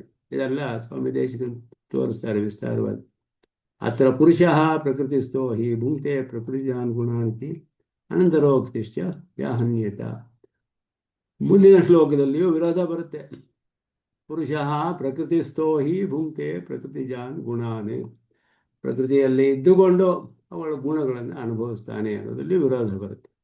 ಇದೆಲ್ಲಕ್ಕೂ ಕೂಡ ವಿರೋಧ ಬರೋದ್ರಿಂದ ಪ್ರಕೃತಿಗೆ ಇಲ್ಲಿ ಹೇಳಿರುವ ಕರ್ತೃತ್ವ ಭೋಕ್ತೃತ್ವವು ಅದರ ವಿವೇಕ ಜ್ಞಾನ ಯಾವುದು ಪ್ರಕೃತಿಯ ಕಾರಣದಿಂದ ಆಗುತ್ತೆ, ಯಾವುದು ಅನುಭವಗಳು ಪುರುಷನಿಗೆ ಆಗುತ್ತೆ. ಇದೆಲ್ಲ ಶರೀರಕ್ಕೆ ಅಧಿಷ್ಠಾನವಾದ ಪ್ರಯತ್ನಕ್ಕೆ ಕಾರಣವಾದವನು ಪುರುಷನು, ಅವನ ಕರ್ತೃತ್ವ ಅನ್ನೋದು ಅದೇನೆ. ಆದರೆ ಈ ಕ್ರಿಯೆಗಳೆಲ್ಲ ನಡೀತಾ ಇರೋದು ಪುರುಷನಿಂದ ಅಧಿಷ್ಠಿತವಾದ ಪ್ರಕೃತಿಯಲ್ಲಿ. ಆದ್ದರಿಂದ ಪ್ರಕೃತಿಯೇ ಕಾರಣ ಅಂತ ಹೇಳಲ್ಪಡುತ್ತೆ. ಸ್ವತಂತ್ರವಾಗಿ ಪ್ರಕೃತಿ ಕಾರಣವಲ್ಲ, ಪ್ರಕೃತಿ ಸ್ವತಂತ್ರವಾಗಿ ಪ್ರಯತ್ನವೇ ಇಲ್ಲ ಅದಕ್ಕೆ. ಆದ್ದರಿಂದ ಪ್ರಕೃತಿಯೇ ಸ್ವತಂತ್ರ ಕಾರಣವಲ್ಲ, ಪುರುಷನ ಅಧಿಷ್ಠಿತವಾಗಿ ಕಾರಣ. ಆದರೆ ಪುರುಷನಿಗೆ ಇದೆಲ್ಲ ಸ್ವಾಭಾವಿಕವಲ್ಲ, ಪ್ರಕೃತಿ ಸಂಬಂಧದಿಂದ ಆಗ್ತಾ ಇರೋದ್ರಿಂದ ಪ್ರಕೃತಿ ಸಂಸೃಷ್ಟ ಪುರುಷ, ಪ್ರಕೃತಿ ಸಂಸರ್ಗ ಹೊಂದಿದ ಪುರುಷನು ಸುಖ ದುಃಖಗಳಲ್ಲಿ ಅನುಭವಕ್ಕೆ ಅವನ ಕಾರಣ ಆಗ್ತಾನೆ. ಅವನ ಕರ್ಮದ ಕಾರಣ ಇದೆಲ್ಲ ಅನುಭವ ಉಂಟಾಗುತ್ತೆ ಅವನಿಗೆ. ಈ ಸುಖ ದುಃಖ ಅನುಭವಗಳಿಗೆಲ್ಲ ಅವನೇ ಆಶ್ರಯನಾಗುವಂಥವನು ಅನ್ನೋದು ಇಲ್ಲಿ ಸ್ಪಷ್ಟಪಡಿಸ್ತಾರೆ. ಅದನ್ನು ಈ ವಿವೇಕ ಜ್ಞಾನವು ಹೇಳಲ್ಪಟ್ಟಿದೆ. ಯಾವುದನ್ನು ಹೇಗೆ ನಾವು ತಿಳಿದುಕೊಳ್ಬೇಕು, ಕರ್ತೃತ್ವ ಭೋಕ್ತೃತ್ವಗಳು ಪ್ರಕೃತಿ ಮತ್ತು ಪುರುಷರ ವಿಷಯದಲ್ಲಿ ಅನ್ನೋದು. ಏವಂ ಅನ್ಯೋನ್ಯ ಸಂಸೃಷ್ಟಯೋ ಪ್ರಕೃತಿ ಪುರುಷಯೋ ಕಾರ್ಯಭೇದ ಉಕ್ತ. ಈ ಕಾರ್ಯಭೇದವು ಹೇಳಲ್ಪಟ್ಟಿತು. ಪರಸ್ಪರ ಸಂಸರ್ಗ ಹೊಂದಿರುವ ಪ್ರಕೃತಿ ಪುರುಷರಲ್ಲಿ ಕಾರ್ಯಭೇದ. ಈ ಶರೀರ ಇಂದ್ರಿಯಗಳಲ್ಲಿ ಆಗುವ ಕ್ರಿಯೆಗಳೆಲ್ಲ ಪ್ರಕೃತಿ ಸಂಸರ್ಗದಿಂದ ಆಗುವಂತಹದ್ದು, ಪುರುಷನ ಅಧಿಷ್ಠಾನ ಇರುತ್ತೆ. ಆದರೆ ಸುಖ ದುಃಖಗಳು ಪ್ರಕೃತಿಗೆ ಇಲ್ಲವೇ ಇಲ್ಲ, ಜೀವಾತ್ಮನಿಗೆ ಆಗುತ್ತೆ, ಭೋಗಕ್ಕೆ ಆಶ್ರಯವಾಗಿದ್ದಾನೆ. ಆದ್ದರಿಂದ ಈ ಎರಡನ್ನು ಬೇರ್ಪಡಿಸ್ತಾರೆ. ಈ ಪ್ರಕೃತಿಯ ರೂಪದಲ್ಲಿ, ಶರೀರೇಂದ್ರಿಯಗಳ ರೂಪದಲ್ಲಿ ಪರಿಣಾಮ ಹೊಂದಿರುವ ಪ್ರಕೃತಿಯಲ್ಲಿ ಆಗಿರುವ ಚಲನವಲನೆಗಳು ಅದೆಲ್ಲ ಪ್ರಕೃತಿಯಲ್ಲೇ ಆಗುವಂತಹದ್ದು. ಪುರುಷನು ಇರಲೇಬೇಕು, ಇಲ್ಲದೆ ಹೋದರೆ ಆಗಲ್ಲ. ಸುಖ ದುಃಖಗಳು ಮಾತ್ರ ಪುರುಷನಿಗೆ, ಅವನು ಆಶ್ರಯನಾಗ್ತಾನೆ ಅದಕ್ಕೆಲ್ಲ. ಅದು ಇವನ ಸಂಸರ್ಗದಿಂದಲೇ ಉಂಟಾಗುತ್ತೆ, ಪ್ರಕೃತಿ ಸಂಸರ್ಗದಿಂದ. ಯಾಕೆ ಅಂದರೆ ಈ ರೀತಿಯ ಸುಖ ದುಃಖಗಳು ಪ್ರಕೃತಿಯ ಸಂಸರ್ಗ ಹೋಗ್ಬಿಟ್ರೆ ಇರೋದಿಲ್ಲ ಅವನಿಗೆ. ಆ ವಿವೇಕವು ಇಲ್ಲಿ ಹೇಳಲ್ಪಡುತ್ತೆ. ಆದ್ದರಿಂದ ಈ ಕಾರ್ಯಭೇದವು ಹೇಳಲ್ಪಟ್ಟಿತ್ತು ಪ್ರಕೃತಿಗೂ ಪುರುಷನಿಗೂ. ಪುರುಷಸ್ಯ ಸ್ವತಃ ಸ್ವಾನುಭವೈಕ ಸುಖಸ್ಯಾಪಿ. ಸ್ವತಃ ಸ್ವಾನುಭವೈಕ ಸುಖ, ಇದುವೇ ಇಲ್ಲಿ ವಿಶೇಷ, ಸರಿಯಾಗಿ ಸ್ಪಷ್ಟವಾಗಿ ತಿಳಿಸ್ತಾರೆ. ಅವನು ಸ್ವತಃ ಅವನಿಗೇನಿದೆ ಅಂದರೆ ತನ್ನ ಅನುಭವದ ಸುಖದಲ್ಲಿ ಇರ್ತಾನೆ. ವೈಷಯಿಕ ಸುಖ ದುಃಖೋಪಭೋಗ ಹೇತು ಮಾಹ. ವಿಷಯಗಳಿಂದ ಉಂಟಾಗುವ ಸುಖ ದುಃಖಗಳು, ಅವುಗಳ ಅನುಭವಕ್ಕೆ ಏನು ಕಾರಣ ಅಂತ ಹೇಳಿದ್ರೆ, ಪುರುಷಃ ಪ್ರಕೃತಿಸ್ಥೋ ಹಿ ಭುಂಕ್ತೆ ಪ್ರಕೃತಿಜಾನ್ ಗುಣಾನೇ. ಪ್ರಕೃತಿಯ ಗುಣಗಳು ಅವನಿಗೆ ಯಾಕೆ ಉಂಟಾಗಬೇಕು? ಅದರಿಂದ ಬರುವ ವಿಷಯಗಳಿಂದ ಒಂದು ಬರುವ ಭೋಗ, ಅದು ಯಾಕೆ ಸುಖ ದುಃಖಗಳ ಅನುಭವ ಆಗುತ್ತಲ್ಲ ಇವನಿಗೆ, ವೈಷಯಿಕವಾದ ಸುಖ ದುಃಖ ಅನುಭವಗಳು. ಆ ಶಬ್ದಸ್ಪರ್ಶ ರೂಪ ರಸಗಂಧ ಅನ್ನುವ ವಿಷಯಗಳಿಂದ, ಅದರಿಂದ ಅನುಭವದಿಂದ ಉಂಟಾಗುವ ಸುಖ ದುಃಖಗಳು ಇವನಿಗೆ ಸ್ವಾಭಾವಿಕವಾಗಿ ಇಲ್ಲ. ಸ್ವತಃ ಸ್ವಾನುಭವೈಕ ಸುಖ ಅವನು. ಹಾಗಿದ್ರೂ ಇದು ಯಾಕಾಗುತ್ತೆ ಅಂದರೆ, ಪುರುಷಃ ಪ್ರಕೃತಿಸ್ಥೋ ಹಿ ಭುಂಕ್ತೆ ಪ್ರಕೃತಿಯಾನ್ ಗುಣ. ಅದಿಲ್ಲ ಅಂದರೆ ಇರೋದಿಲ್ಲ ಅವನಿಗೆ. ಗುಣಶಬ್ದ ಸ್ವಕಾರ್ಯೇಷು ಔಪಚಾರಿಕ. ಗುಣ ಅಂತ ಹೇಳಿದ್ರೆ ಪ್ರಕೃತಿಯಾನ್ ಗುಣಾನ್ ಭುಂಕ್ತೆ ಅಂದರೆ ಸತ್ವವನ್ನೇ ಅನುಭವಿಸ್ತಾನೆ, ರಜಸ್ಸನ್ನೇ ಅನುಭವಿಸ್ತಾನೆ, ತಮಸ್ಸನ್ನೇ ಅನುಭವಿಸ್ತಾನೆ ಅಂತ ಅರ್ಥ ಅಲ್ಲ, ಅವುಗಳ ಕಾರ್ಯವನ್ನು ಅಂತ ಅರ್ಥ. ಸತ್ವ ಗುಣದ ಕಾರ್ಯ, ಸತ್ವಾತ್ ಸಂಜಾಯತೆ ಜ್ಞಾನಂ, ಮುಂದೆ ಅದೆಲ್ಲ ಹೇಳಲ್ಪಡುತ್ತೆ ಕಾರ್ಯಗಳು. ಆದ್ದರಿಂದ ಸತ್ವ, ರಜಸ್ಸು, ತಮಸ್ಸು ಇವುಗಳ ಕಾರ್ಯಗಳು ಅನ್ನೋದು ಇಲ್ಲಿ ಕಾರ್ಯೇಶು ಔಪಚಾರಿಕ ಅಂತ ಹೇಳಿದ್ರೆ ಔಪಚಾರಿಕವಾದ ಪ್ರಯೋಗ. ಇದು ಮುಖ್ಯಾರ್ಥದಲ್ಲಿ ಗುಣಗಳನ್ನೇ ಅನುಭವಿಸ್ತಾನೆ ಅಂತ ಅರ್ಥವಲ್ಲ, ಗುಣಗಳ ಕಾರ್ಯವು ಗುಣ ಅಂತ ಹೇಳಲ್ಪಟ್ಟಿದೆ ಅಂತ ಅರ್ಥ. ಸ್ವತಃ ಸ್ವಾನುಭವೈಕ ಸುಖ ಪುರುಷಃ ಪ್ರಕೃತಿಸ್ಥ ಪ್ರಕೃತಿ ಸಂಸೃಷ್ಟ ಅಂತ ಅರ್ಥ. ಪ್ರಕೃತಿಯಲ್ಲಿದ್ದಾನೆ ಅಂದರೆ ಪ್ರಕೃತಿಯ ಸಂಸರ್ಗ ಹೊಂದಿದ್ದಾನೆ. ಪ್ರಕೃತಿಜಾನುಗುಣಾನಿ, ಪ್ರಕೃತಿ ಸಂಸರ್ಗ ಉಪಾಧಿಕಾನಿ ಸತ್ವಾದಿಗುಣ ಕಾರ್ಯಭೂತಾನಿ ಸುಖ ದುಃಖಾದೀನಿ ಭುಂಕ್ತೆ ಅನುಭವತಿ. ಪ್ರಕೃತಿಯ ಸಂಸರ್ಗದಿಂದ, ಅವುಗಳ ಕಾರಣದಿಂದ, ಪ್ರಕೃತಿ ಸಂಸರ್ಗ ಅನ್ನುವ ಉಪಾಧಿಯಿಂದ ಉಂಟಾಗುವ ಸತ್ವಾದಿ ಗುಣ ಕಾರ್ಯಭೂತಾನೆ, ಸತ್ವ ಮೊದಲಾದ ಗುಣಗಳ ಕಾರ್ಯಗಳಾದ ಸುಖ ದುಃಖಗಳನ್ನು ಅನುಭವಿಸ್ತಾನೆ. ಆದ್ದರಿಂದ ಇದು ಹೇಗೆ ಉಂಟಾಯಿತು ಇವನಿಗೆ ಅಂದರೆ ಅದಕ್ಕೆ ಕಾರಣ ಆ ಪ್ರಕೃತಿ ಸಂಸರ್ಗಕ್ಕೆ ಏನು ಕಾರಣ, ಒಂದೊಂದನ್ನು ಸ್ಪಷ್ಟವಾಗಿ ತಿಳಿಸ್ತಾರೆ ಇಲ್ಲಿ. ಪ್ರಕೃತಿ ಬೇರೆ ಬೇರೆ ಸೇರಿರುವಂತಹ ಪ್ರಕೃತಿ ಪುರುಷರಲ್ಲಿ ಕಾರ್ಯಭೇದ ಹೇಳಿ ಅನುಭವವನ್ನೇ ಅನುಭವಿಸ್ಬೇಕಾದ್ರೆ ಇವನಿಗೆ ಹೇಗೆ ಉಂಟಾಯ್ತಿದು ಅಂತ ಹೇಳಿದ್ರೆ ಪ್ರಕೃತಿ ಸಂಸರ್ಗದಿಂದ. ಸಂಸರ್ಗ ಯಾಕೆ ಬಂತು ಅಂತ ಹೇಳಿದ್ರೆ ಅದಕ್ಕೇನು ಕಾರಣ ಸಂಸರ್ಗಕ್ಕೆ? ಕಾರಣಂ ಗುಣಸಂಗೋಸ್ಯ ಸರಸದ್ಯೋನಿ ಜನ್ಮಸು. ಅವನಿಗೆ ಗುಣಸಂಗ, ಇದುವೇ ಭಗವದ್ಗೀತೆಯಲ್ಲಿ ಪ್ರಧಾನವಾದ ಉಪದೇಶ. ಸಂಘವನ್ನು ಬಿಡಬೇಕು ಅಂತ ಹೇಳಿ ಪೂರ್ವ ಪ್ರಕೃತಿ ಪರಿಣಾಮ ರೂಪ ದೇವ ಮನುಷ್ಯಾದಿಯೋನಿ ವಿಶೇಷೇಷು ಸ್ಥಿತಃ ಯಂ ಪುರುಷಃ ತತ್ತದ್ ಯೋನಿ ಪ್ರಯುಕ್ತ ಸತ್ವಾದಿಗುಣಮಯೇಷು ಸುಖ ದುಃಖಾದಿಷು ಸಕ್ತಃ, ಡೀಪ್ ಅಟ್ಯಾಚ್ಮೆಂಟ್, ಸಕ್ತಃ ಅಂದರೆ ಅಟ್ಯಾಚ್ಮೆಂಟ್, ಬಲವಾದ ಆಸಕ್ತಿಯನ್ನು ಹೊಂದಿದವನಾಗಿ ತತ್ ಸಾಧನಭೂತೇಷು ಪುಣ್ಯಪಾಪ ಕರ್ಮಸು ಪ್ರವರ್ತತೆ. ಅದರಿಂದ ಅದಕ್ಕೆ ಪುಣ್ಯಪಾಪ ಕರ್ಮಗಳಲ್ಲಿ ಅವನು ಎಲ್ಲ ಸಾಧನ ಮಾಡುವಂತಹ ಪುಣ್ಯಪಾಪ ಕರ್ಮಗಳು ಸುಖ ದುಃಖಗಳನ್ನು ಉಂಟು ಮಾಡೋಕ್ಕೆ ಕಾರಣವಾದದ್ದು ಯಾವುದು ಅಂದರೆ ಸುಖವನ್ನು ದುಃಖವನ್ನು ಸಾಧಿಸೋದು ಯಾವುದು? ಪುಣ್ಯ ಪಾಪ ಕರ್ಮಗಳು. ಆದ್ದರಿಂದ ಪುಣ್ಯ ಪಾಪ ಫಲವನ್ನು ಹೊಂದಿರುವ ಕರ್ಮಗಳು ಅಂತ ಅರ್ಥ. ಅಲ್ಲಿ ಪುಣ್ಯ ಪಾಪ ಕರ್ಮಗಳು ಅಂದರೆ ಪುಣ್ಯ ಪಾಪ ರೂಪ ಫಲವನ್ನು ಹೊಂದಿರುವ ಕರ್ಮಗಳು. ಪುಣ್ಯಕರ್ಮ ದಾನವೇ ಪುಣ್ಯಕರ್ಮ ಅಂದರೆ ದಾನ ಮಾಡಿದ್ರೆ ಪುಣ್ಯ ಅನ್ನುವ ಫಲ ಬರುತ್ತೆ. ಆದ್ದರಿಂದ ಪುಣ್ಯಕರ್ಮ ಅಂತ ಹೇಳೋದು. ಹಾಗೆ ಪುಣ್ಯ ಪಾಪ ಕರ್ಮಗಳು, ಪುಣ್ಯ ಪಾಪ ಫಲವನ್ನು ಕೊಡುವ ಕರ್ಮಗಳು. ಈ ಹಿಂದಿನ ಪ್ರಕೃತಿ ಪರಿಣಾಮ ರೂಪ ದೇವ ಮನುಷ್ಯಾದಿ ಯೋನಿ ವಿಶೇಷೇಷು ಸ್ಥಿತ ಎಂ ಪೂರ್ವ ಪ್ರಕೃತಿ ಪರಿಣಾಮ ರೂಪ. ಪ್ರಕೃತಿಯ ಪರಿಣಾಮ ರೂಪವೇ ದೇಹಗಳೆಲ್ಲ, ಎಲ್ಲವೂ ಪ್ರಕೃತಿಯೇ. ಆ ಮನುಷ್ಯಾದಿ ಯೋನಿಗಳಲ್ಲಿ ಹುಟ್ಟುತ್ತಾನೆ ಇವನು. ದೇವ ಮನುಷ್ಯ ಮೊದಲಾದೆಲ್ಲ ಶರೀರಗಳನ್ನು ಪಡೆದುಕೊಂಡು ಆಯಾ ಜನ್ಮಗಳನ್ನು ತೆಗೆದುಕೊಂಡು ಹುಟ್ಟುತ್ತಾನವನು. ಆ ಶರೀರದಲ್ಲಿ ಇರುವವನೇನು ಮಾಡ್ತಾನೆ? ತತ್ತದ್ಯೋನಿ ಪ್ರಯುಕ್ತ ಆಯಾ ಶರೀರಗಳ ಆಯಾ ಜನ್ಮಗಳ ಕಾರಣವಾಗಿ ಸತ್ವಾದಿ ಗುಣಮಯೇಶು, ಸತ್ವ ರಜಸ್ಸು ತಮಸ್ಸು ಮೊದಲಾದ ಗುಣಗಳನ್ನುಳ್ಳಂತಹ ಸುಖ ದುಃಖಾದಿಶು ಸಕ್ತಃ, ಸುಖ ದುಃಖಗಳಲ್ಲಿ ಆಸಕ್ತಿಯನ್ನು ಹೊಂದಿದವನಾಗಿ ತತ್ಸಾಧನ ಭೂತೇಶು ಪುಣ್ಯಪಾಪ ಕರ್ಮಸು, ಅವುಗಳಿಗೆ ಸಾಧನವಾದ ಪುಣ್ಯಪಾಪ ಕರ್ಮಗಳನ್ನು ಪ್ರವರ್ತನೆಯಲ್ಲಿ ಪ್ರವರ್ತಿಸುತ್ತಾನವನು. ತತಃ ತತ್ ಪುಣ್ಯಪಾಪ ಫಲಾನುಭವಾಯ ಸರಸದ್ಯೋನಿಷು ಸಾಧು ಅಸಾಧುಷು ಯೋನಿಷು ಜಾಯತೆ. ಆಯಾ ಪುಣ್ಯಪಾಪಗಳ ಫಲ ಅನುಭವಿಸೋದಕ್ಕೆ ಒಳ್ಳೆಯ ಕೆಲಸ ಮಾಡಿದರೆ ಸದ್ಯೋನಿ ಬರುತ್ತೆ, ಕೆಟ್ಟ ಕೆಲಸ ಮಾಡಿದರೆ ಅಸದ್ಯೋನಿ ಬರುತ್ತೆ. ಸದ್ ಅಸದ್ಯೋನಿ, ಒಳ್ಳೆಯ ಸಾಧು ಅಸಾಧುಷು ಯೋನಿಷು, ಸಾಧುವಾದ ಜನ್ಮ ಅಸಾಧುವಾದ ಜನ್ಮ ಇದೆಲ್ಲ ಪಡೆದುಕೊಳ್ಳೋದಕ್ಕೆ ಆಯಾ ದೇಹದಲ್ಲಿ ಇದ್ದು ಮಾಡುವ ಕರ್ಮಗಳಿಂದ ಬರುವ ಫಲಗಳ ಅನುಭವಕ್ಕೆ. ಪುಣ್ಯಕರ್ಮ ಮಾಡಿದ್ರೆ ಪುಣ್ಯ ಒಳ್ಳೆಯ ಜನ್ಮ. ಹಾಗೆ ತತಶ್ಚ ಕರ್ಮ ಆರಭತೆ, ಮತ್ತೆ ಕರ್ಮವನ್ನು ಆರಂಭಿಸ್ತಾನೆ. ಒಳ್ಳೆಯ ಜನ್ಮ ಬಂದರೆ ಅದಕ್ಕೆ ಅನುಗುಣವಾದ ಕರ್ಮ ಆರಂಭಿಸ್ತಾನೆ, ಕೆಟ್ಟ ಜನ್ಮ ಬಂದರೆ ಅದಕ್ಕೆ ಅನುಗುಣವಾದ ಕರ್ಮ ಆರಂಭಿಸ್ತಾನೆ, ಮತ್ತೆ ಹುಟ್ಟುತ್ತಾನೆ. ಅದಕ್ಕೋಸ್ಕರ ಅವನು ಹುಟ್ಟಬೇಕು. ಜಾಯತೆ ಯಾವದ್ ಅಮಾನಿತ್ವಾದಿ ಕಾನಾಂ ಆತ್ಮಪ್ರಾಪ್ತಿ ಸಾಧನಭೂತಾನ್ ಗುಣಾನ್ ನ ಸೇವತೆ.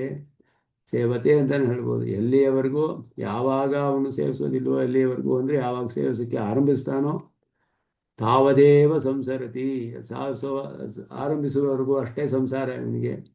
ಯಮಾನಿತ್ವಾದಿ ಗುಣಗಳನ್ನೆಲ್ಲ ಆತ್ಮಪ್ರಾಪ್ತಿಗೆ ಸಾಧನವಾದ ಈ ಗುಣಗಳನ್ನು ಅವನು ಯಾವಾಗ ಪಡೆದುಕೊಳ್ಳೋದಿಲ್ವೋ ಅಲ್ಲಿಯವರೆಗೂ ಸಂಸಾರ ಅವನಿಗೆ. ಅಲ್ಲಿ ಬಂತು ಅಂತ ಹೇಳಿದ್ರೆ ಆತ್ಮ ಸಾಕ್ಷಾತ್ಕಾರವಾದರೆ ಮುಂದೆ ಪರಮಾತ್ಮನ ಸಾಕ್ಷಾತ್ಕಾರವಾಗಿ ಮೋಕ್ಷ ಉಂಟಾಗುತ್ತೆ. ತರಿದ ಮುಕ್ತಂ ಕಾರಣಂ ಗುಣಸಂಗೋಸ್ಯ ಸದಸದ್ಯೋನಿ ಜನ್ಮಸು. ಅದುವೇ ಇಲ್ಲಿ ಗುಣಸಂಗವೇ ಕಾರಣ. ಗುಣಗಳಲ್ಲಿ ಅವನಿಗೆ ಆಸಕ್ತಿಯು ಉಂಟಾಗುತ್ತೆ. ಆ ಗುಣಗಳಿಂದ ಉಂಟಾಗುವ ಸುಖ ದುಃಖಗಳಲ್ಲಿ ಆಸಕ್ತಿ ಉಂಟಾಗುತ್ತೆ. ಒಳ್ಳೆಯ ಪದಾರ್ಥನ ತಿಂದರೆ ಬಹಳ ಸುಖ ಉಂಟಾಗುತ್ತೆ, ಅದರಲ್ಲಿ ಬಹಳ ಆಸಕ್ತಿ ಉಂಟಾದರೆ ಮತ್ತೆ ಮತ್ತೆ ಅದನ್ನೇ ಸೇವನೆ ಮಾಡೋಣ ಅಂತ ಆಸೆ ಬರುತ್ತೆ.